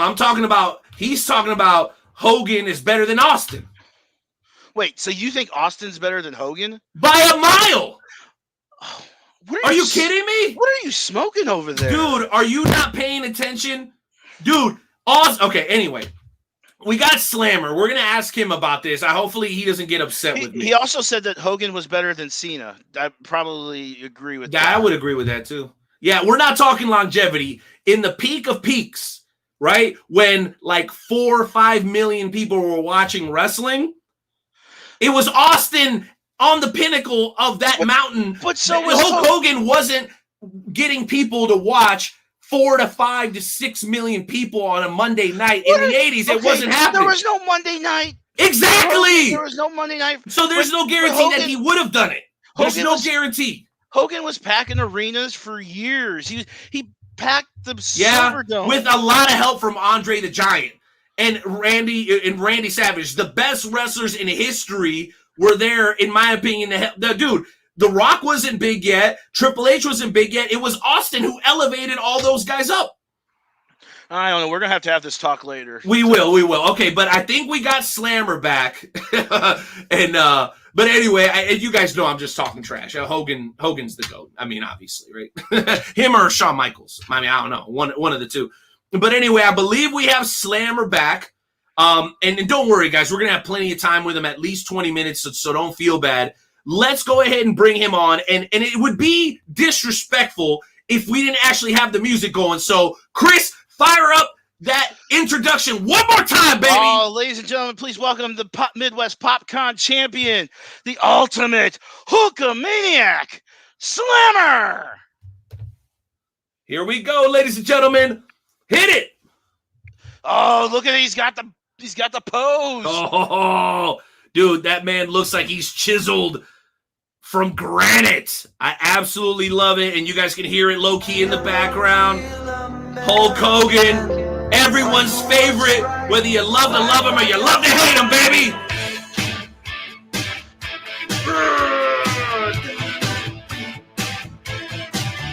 When it comes crashing down and it hurts inside. How can you not get pumped up by that music? Dude, I love it. You gotta take a stand, it don't have to hide. Yeah, let's go. Ladies and gentlemen, welcome to the show, the one and only Slammer. Slammer, if you have to turn off your camera and just go audio, bro, that's cool with us. But your visuals are crazy, bro. I can already see your background. It looks absolutely incredible. Can you hear us okay?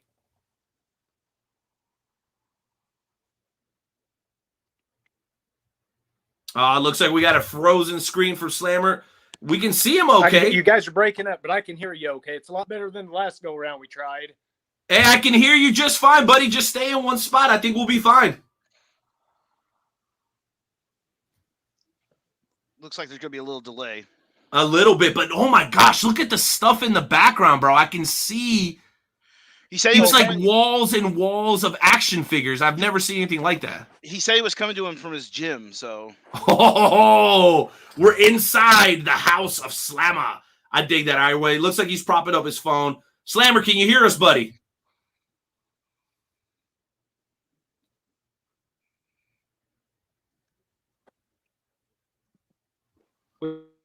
We probably just have a whole show showing stuff off. Yeah, it looks like we got a little bit of a chop. It's coming through. Slammer's just coming through real choppy, my guy. Let's hold off another second, see if it gets better.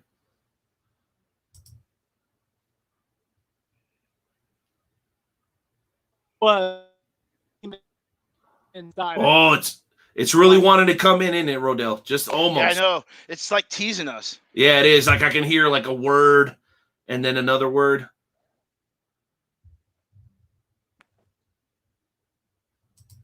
Nothing yet. Okay, well, we'll give Slammer another second to see if he can maybe get closer to his modem or switch devices or something.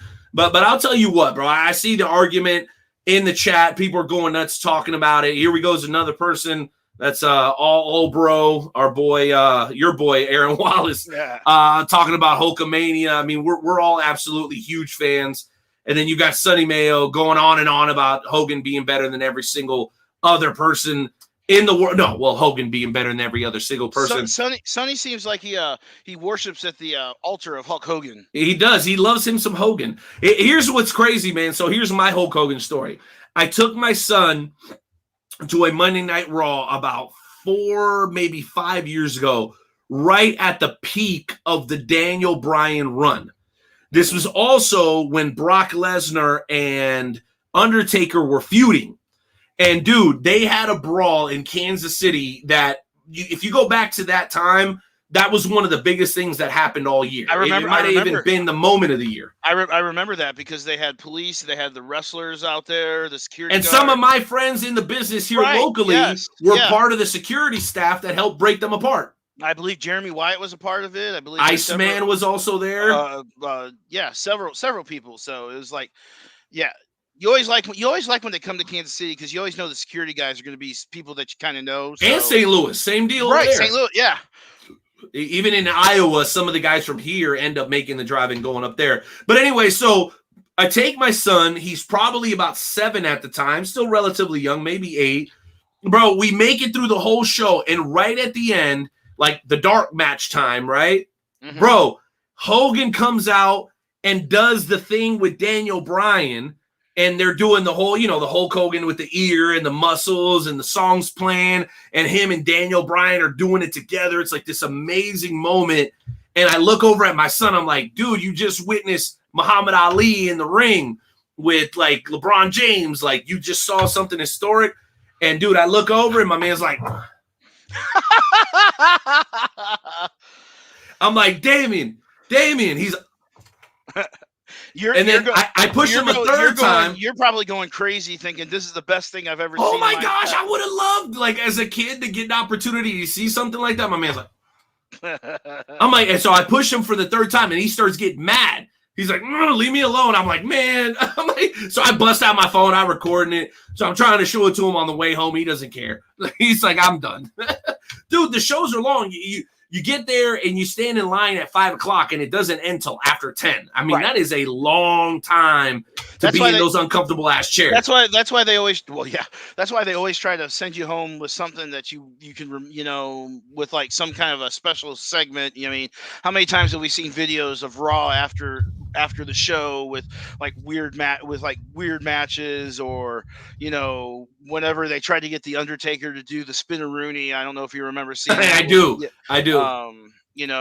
My favorite thing was, I believe it was Triple H and Randy Orton versus Shawn Michaels and somebody, and Triple H did something. He got the foot up in the face, and he's like selling like he's like standing. Yeah, where he stood up there for like an hour. Right.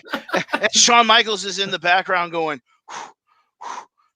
trying to get him to fall blow him over. And then all of a sudden he stands up, acts like he's like okay, takes one step forward, does the flare flop. right in the right. It was classic it's shit. still Dude. one. I mean, they can do that stuff after the cameras go off. After the TV goes off. But not during the live taping. Right. Yeah, dude. Well, just so everyone knows, an update: Slammer has left the broadcast and is trying to come back. We'll try for another couple of minutes to see if we can bring him on. If not, it's okay. We'll cut it a little short today, and then we'll reschedule when he's got a good connection and we can get it all going, because this is a guy that represents our area, and I know he's getting ready to make a debut up in your area.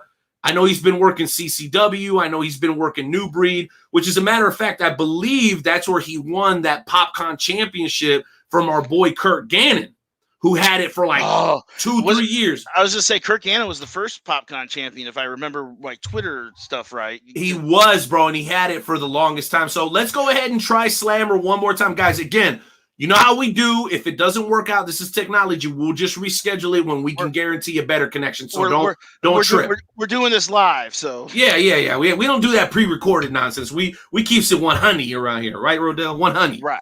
All right, here we go. Let's try Slammer one more time. Slammer, I will tell you, just hold it steady, maybe even prop it up somewhere. That usually helps tremendously. But let's go ahead and see if we can get him.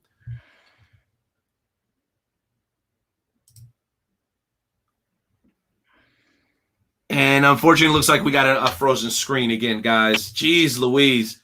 Uh-oh, wait a minute. Could it be? Are those Hulk Hogan figures back behind Dude, you? I'm telling you, my man, I can't. If it doesn't, I'm going to have so many questions just based off of the background, bro. Like, that's bananas. I can make it out somewhat, but, dude, listen, I have a friend that owns a toy store, and not even his place is that packed with action figures. Like, that is bananas. Yeah, so we see you, Slammer. We can't hear you, and unfortunately, you're frozen, bud. Man, are you there? Oh, yes. Can you hear us?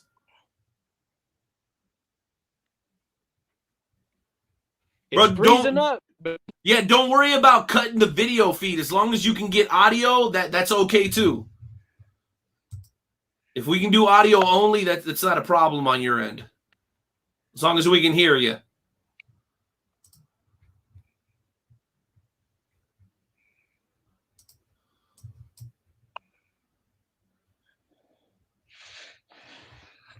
Unfortunately, it looks like we're frozen up again.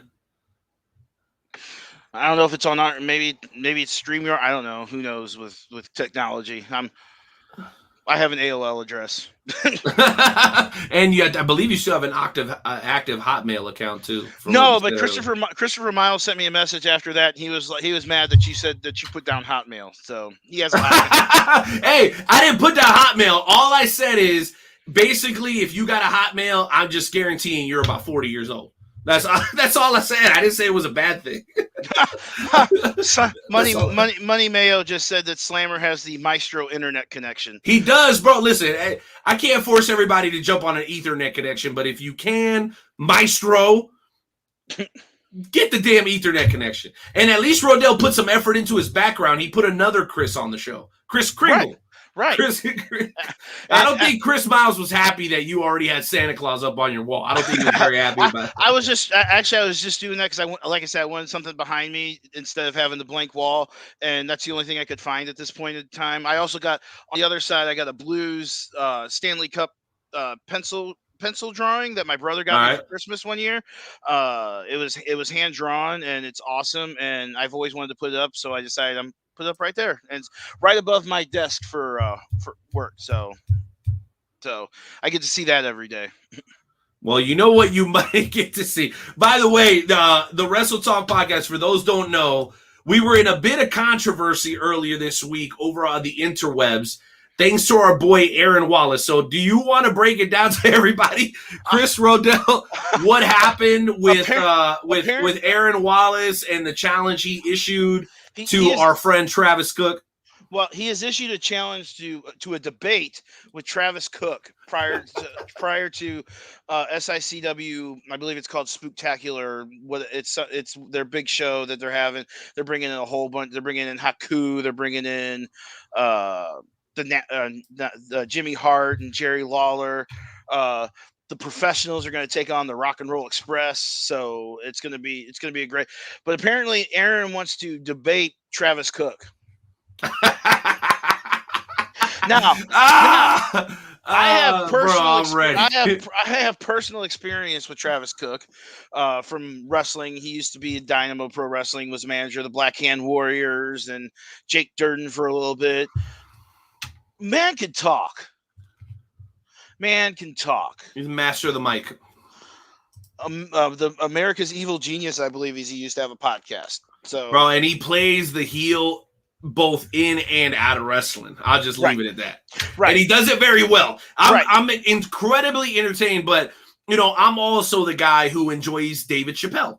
So like I love people with off opinions that would turn most people off.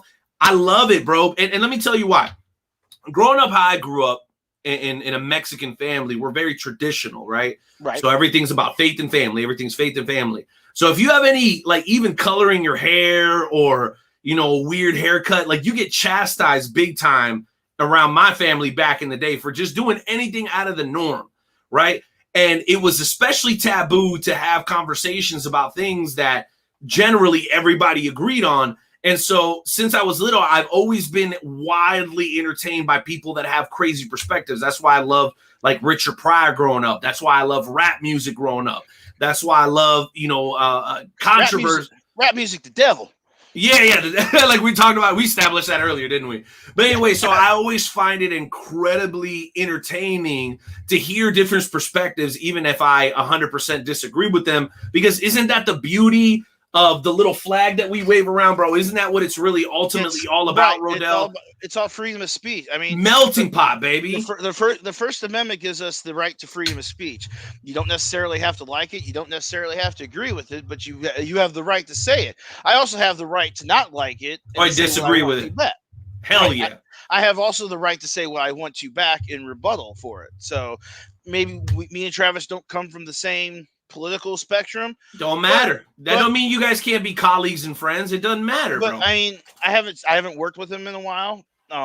He's got a good thing going with Attila Khan. I mean, of course he does. I mean, he's behind Attila. I mean, he can pretty much say whatever he wants to in the wrestling ring. He's got because not me or you is gonna make him stop. I ain't going after Attila Khan. I ain't got no death wish. I mean, Attila Khan's going to wrestle Haku, I believe, at Halloween. Dude, that's going to be a hard-hitting classic match. Also got, by the way, guys, here on our side of town, we also got Dynamic Wrestling Federation that's going to be running a show, I believe, in a couple of weeks. Make sure you guys check them out. We've got XWE, Haunted Havoc on the 23rd in Salina. From what I hear, KCXW just did another recording for their Saturday Slam. And I'm sure there's a lot more to it than that. There's a lot more promotions running and gunning. But if you haven't been to a local independent show recently, they are open again. They follow all social distancing and masking guidelines, at least in most cases. So go out and support your local independent promotion, especially when the promotion is doing 2 shows for you on one weekend. Like Dynamo Pro. Right, yeah. I mean, we also got SICW. They're running their big Halloween Spooktacular show at the Belclair Fairgrounds. But Dynamo Pro is going to be Friday night, the 22nd. We're going to be at the Arnold Eagles Club. You can get tickets. I'll have Renee put up the flyer. Isn't Slammer going to be coming up to a Dynamo Pro show soon? Isn't that the word on the street? I don't know for sure. I have not heard. I think that needs to happen. I think it needs to happen too. Jim and Crystal. Night Owl knows. Slammer time. But there's a ticket link on there. It's Arnold Wrestling. So I'll have Renee put up the flyer for it on the Wrestle Talk Podcast website. Also, that Sunday, free 99. Free 99 is my favorite. It's my favorite. It's one of our favorites. We love doing this show. We've done it. We couldn't do it last year because of the pandemic. Strange Donuts versus Four Hands Brewery. What does it get better? Wrestling, beer, and donuts. Well, there's one other thing I can think of, but I don't know if I'm allowed to say it on the air. Probably not. But no, wrestling beer and dones. There's going to be a costume contest because we're close to Halloween. You know, there's going to be a DJ that plays during the show. It's going to be great. It's at the South Broadway. It's at the South Broadway Athletic Club. The wrestling starts at 1, I believe. Yo, Slammer versus Macho Maniac. Yeah, baby, sign me up. Dude, I'll be first in line for that. Who's Macho? I don't know. Do I know Macho Maniac? I mean, Roedel, seriously? Maybe. I don't know. You gonna make me do this to you, huh? Probably. Fucking bullshit! I'm sorry. It must be a KC thing. It is, bro. Well, no, it's a Midwest thing. Pay attention. Come on, man. Come on, man. Macho Man. All right. Anyway, guys. Isn't Journey Pro running too here soon? Yeah. You know what? Let me find their stuff real quick, just because I know we shouted out. Bro, we can never really shout out everybody. Right. That's why I always tell the promoters, I'm like, hey, bro, if I shouted you out because it came to the top of my head, I don't have any sort of agenda or anything like that. We just put over whoever, whatever, bro. We just talking wrestling. And I thought I saw they're running in October. It may be early November. I don't remember. I just remember I thought I saw something from Journey Pro. So, well, you know what? You might be right, and actually, it was because of our friend Mighty Micah. I follow Mighty Micah. Yes, of course. Also a recent guest of the Wrestle Talk podcast. Thumbs and Butts, I believe, is the Thumbs and Buns. Thumbs and Buns. Oh yeah, guess what? I got it pulled up, my guy. And guess who's gonna be in town? KLD. So it sounds like the Freaks come out at night, October 29th. The headliner is going to be your United Gateway. I believe it's the Gateway Heritage Champion. I'm sorry. Jeremy Wyatt versus CMD. That's Cabana Mandan. We've got KLD versus Kenny Alfonso. We've got Everett Connors, somebody you're very familiar with, versus Vinny Pacifico.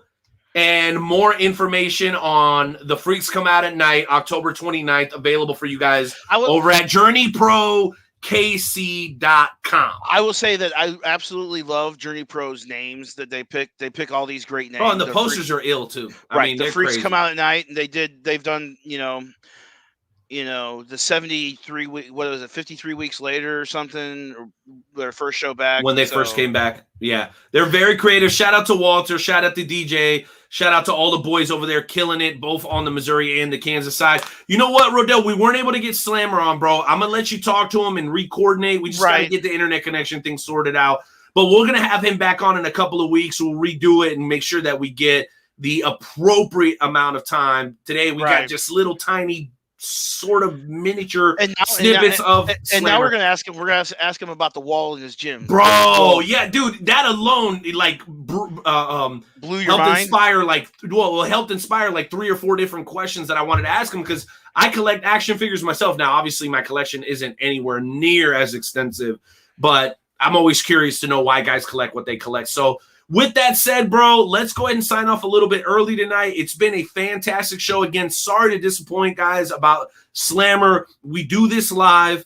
Connections are going to fail from time to time. The weather in the area hasn't been very good either. There's a lot of rain here in the Midwest recently, a lot of overcast skies. I believe he's in the Kansas City area too, so I don't know what your guys' weather is out there. Yeah, it's been overcast skies last our couple days. Our weather hasn't been the greatest here. I thought yesterday while I was working with the storm coming in, I was going to lose power because when you're working from home, it's kind of like you're at the mercy of, you're not in a big building where you have backup generators that can kick in if the power goes out. So you're working, if the power goes out here at my house, I'm dead in the water unless I go over to like a library or something and temporarily work. If Spectrum decides that they want to do some update or something, and my Wi-Fi goes out, it's been a weird year, but we've made it through. I think we're coming out on the end of it. Independent wrestling is back. Seems like it's back better than might be back. It might actually be back better than ever after. I'm thinking all these promoters were sitting there during the pandemic and thinking, man, I want to do this. I want to do this. I want to do this. Minoru Suzuki in St. Louis twice in a weekend. Oh, bro, and we didn't even talk about the G1. We didn't talk about the recent announcements that just came out of MLW. We kind of briefly touched on Wow Women of Wrestling, bro. So much great wrestling going on right now. It's absolutely insane. I watched MLW for the first time. Hammerstone, Fatu, is that what you saw? When they did Fightland, I saw the Tajiri, the four-way dance. I watched a little bit of Hammerstone and Fatu, and I know you sat in on the MLW conference with Court call. Bauer. Yeah, that was really great. How was that? How was that just listening to Court Bauer? Well, it was really great, bro. And you know what it told me? It told me that Court Bauer has a different vision for his wrestling company than some of the other guys, because he talked about how important it was for him to bring over the character known as Dario Cueto. He goes by Caesar now at MLW, who was one of the main characters at Lucha Underground.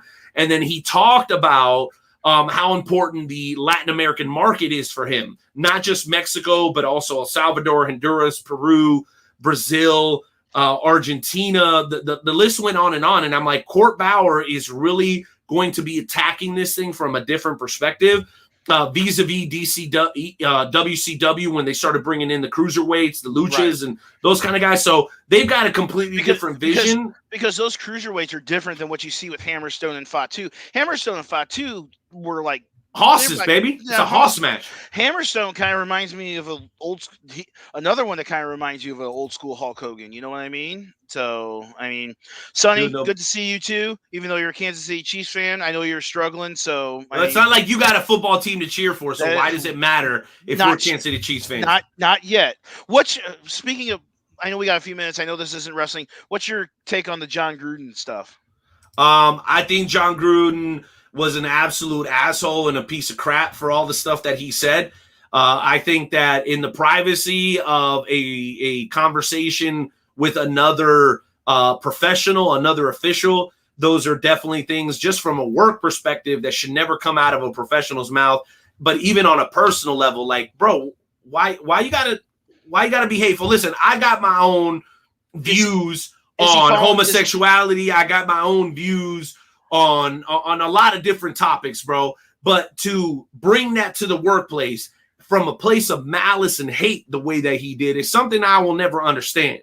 Because I may disagree with certain people's viewpoints, but it's never about diminishing them and who they are. For me, it's almost like, hey, bro, if you want to be who you want to be, that's cool. Just stop trying to push that shit on my kids. Stop trying to push that shit in the schools. Stop trying to push that shit on society. I don't push my sin on other people. Just because you see me sitting here drinking, I'm not trying to force other people to drink. Right. So that's kind of my let me finish. That's kind of my perspective on people who may disagree with like a homosexual lifestyle or whatever. But when you start to permeate it with hate and make it a discriminatory thing or a discrimination thing, that's where I draw the line, bro. Because to stand up for your beliefs, you don't necessarily got to hate on somebody else's. And the way that John Gruden went about talking about other professionals, other people in the sport that he allegedly loves and respects, that's just not how you carry yourself as a professional or as a man, from my perspective. I mean, but my question is do you think he's falling on the sword for somebody else? Is there something else? Nah, bro, they're all culpable, bro. That's the old. What do they call that? The old boys club. That's the old boys club, bro. I mean, this country's built on old money.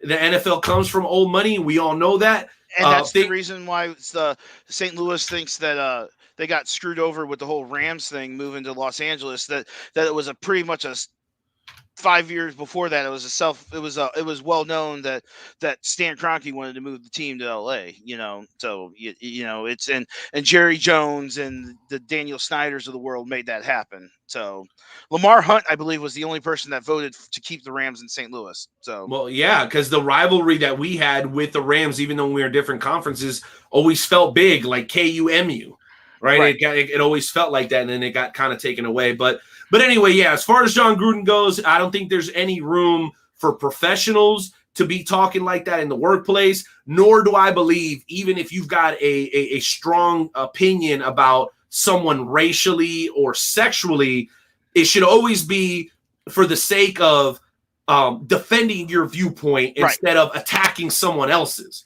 right? I don't think that's necessary, bro. Gruden pretty much attacked everybody that wasn't white male. So he hates everybody. Maybe we should have John Gruden on to do the shooting shot. He might be good at it. or offend everybody that would be the last podcast that we wouldn't make 400. So well, hold on. I've been on this show for 366 episodes, and I say a lot of crazy shit. So who knows? It is the internet after all. and we have to shout out. We haven't talked about Maestro. He is Bill Goldberg's number one fan. So that's right. You know what we're gonna talk about next week, bro? The Rock on a rap song. The Rock actually is on Tech Nine's new album. I'm going to go listen to the song, and I'm going to bring you guys a full review next week. Oh, how do you really? like that? Oh, really? Yep. He's literally rapping on Tech Nine's new album. Go and check it out. I haven't listened to it yet, but I'm going to. I'm going to bring you guys the feedback next week. And it was brought to my attention by our boy Money Mayo. Right, and the Rock has said I saw something that he said he's had small consideration for maybe running for president someday. Bro, that dude could do whatever he wants. Literally, he could go be an NFL owner. He could be a president. He could be, starring in the Nutcracker, featuring the Rock. That dude could do whatever the hell he wants. Hey, that's a shot. That's a shot at the Tooth Fairy when he put it out. Indeed, that was. But I like it. I'm a dad. I'm a girl dad, so I like the Tooth Fairy. But I believe, yeah. Would you want to be a world leader and him walk in and want to negotiate a arms deal or a treaty or some kind of stuff like that? Would you want to negotiate anything with The Rock? Yeah, bro. Because in our country. We have the great equalizer. So I'm not afraid of The Rock. I'm not afraid of Andre the Giant. Nobody. Because this is America, damn man. We got the Second Amendment. So I wouldn't be afraid to negotiate with nobody. That is true. That is what makes an 80-year-old woman and a 22-year-old bad guy exactly even.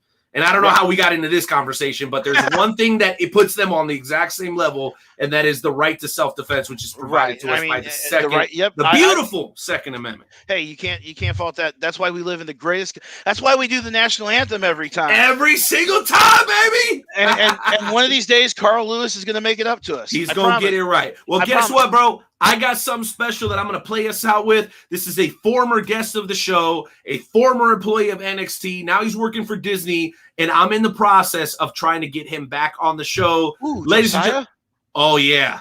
Thanks for the spoiler. We really appreciate it. But anyway, we look forward to seeing you guys for episode 367 of the Wrestle Talk podcast next week, every Tuesday, 8 p.m. Eastern Time, 7 p.m. Central. I am the Night Owl. He is Big Sexy Chris Roedel. On behalf of myself, Skywalker, Dick Douglas, Luke Roberts, Nightmare Jones, and the rest. Oh, Hardcore Hoss, of course, and the rest of the boys. We bid you adieu. Chris Roedel, any final thoughts before we get out of here? I just want to thank you. Thank you for letting me do this and help you out. I mean, I love it.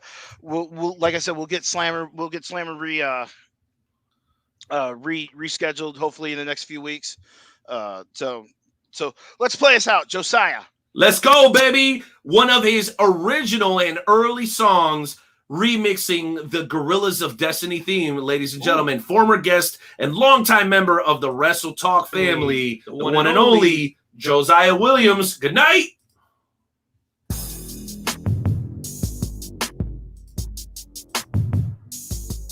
Yeah.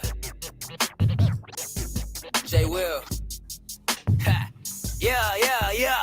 Y'all plot those tactics. I call this practice. Body slam, no mattress. I'll leave y'all backwards. My goal is not plastic. My goal is to bash it. The only club that I rep now has G.O.D. on the jacket. Blackout artist. For all of the snakes in the garden. Y'all now are a target. Y'all came for the carnage, but wasn't ready for the follow-up. Y'all thought it was a game. Your fans still follow us, and they gon' remember the name, yeah. I'll show you what your destiny is. Hear me rapping, and they'll know just how impressive he is. Hear me rapping, and they'll see I do the things that they won't. Boy, I set the rules, I'm going to places they don't, yeah. Who that walking down a ramp, yeah, they know me. Y'all the duds, we the Bullet Club OG. They recognize that it's time to get ill. Shut it down on the mic every time, yes, I will. Guerrilla tactics, it's time for warfare. Yo, we came to battle, yo, we aim to kill. Yeah. Yeah, yeah, yeah, yeah. Guerrilla tactics, it's time for warfare. Yo, we came to battle. Yo, we aim to kill. Ha, yeah, guerrilla tactics. Yeah, yeah, yeah.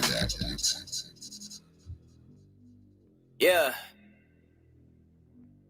J. Will. Wrestle flow, flow, flow, yo.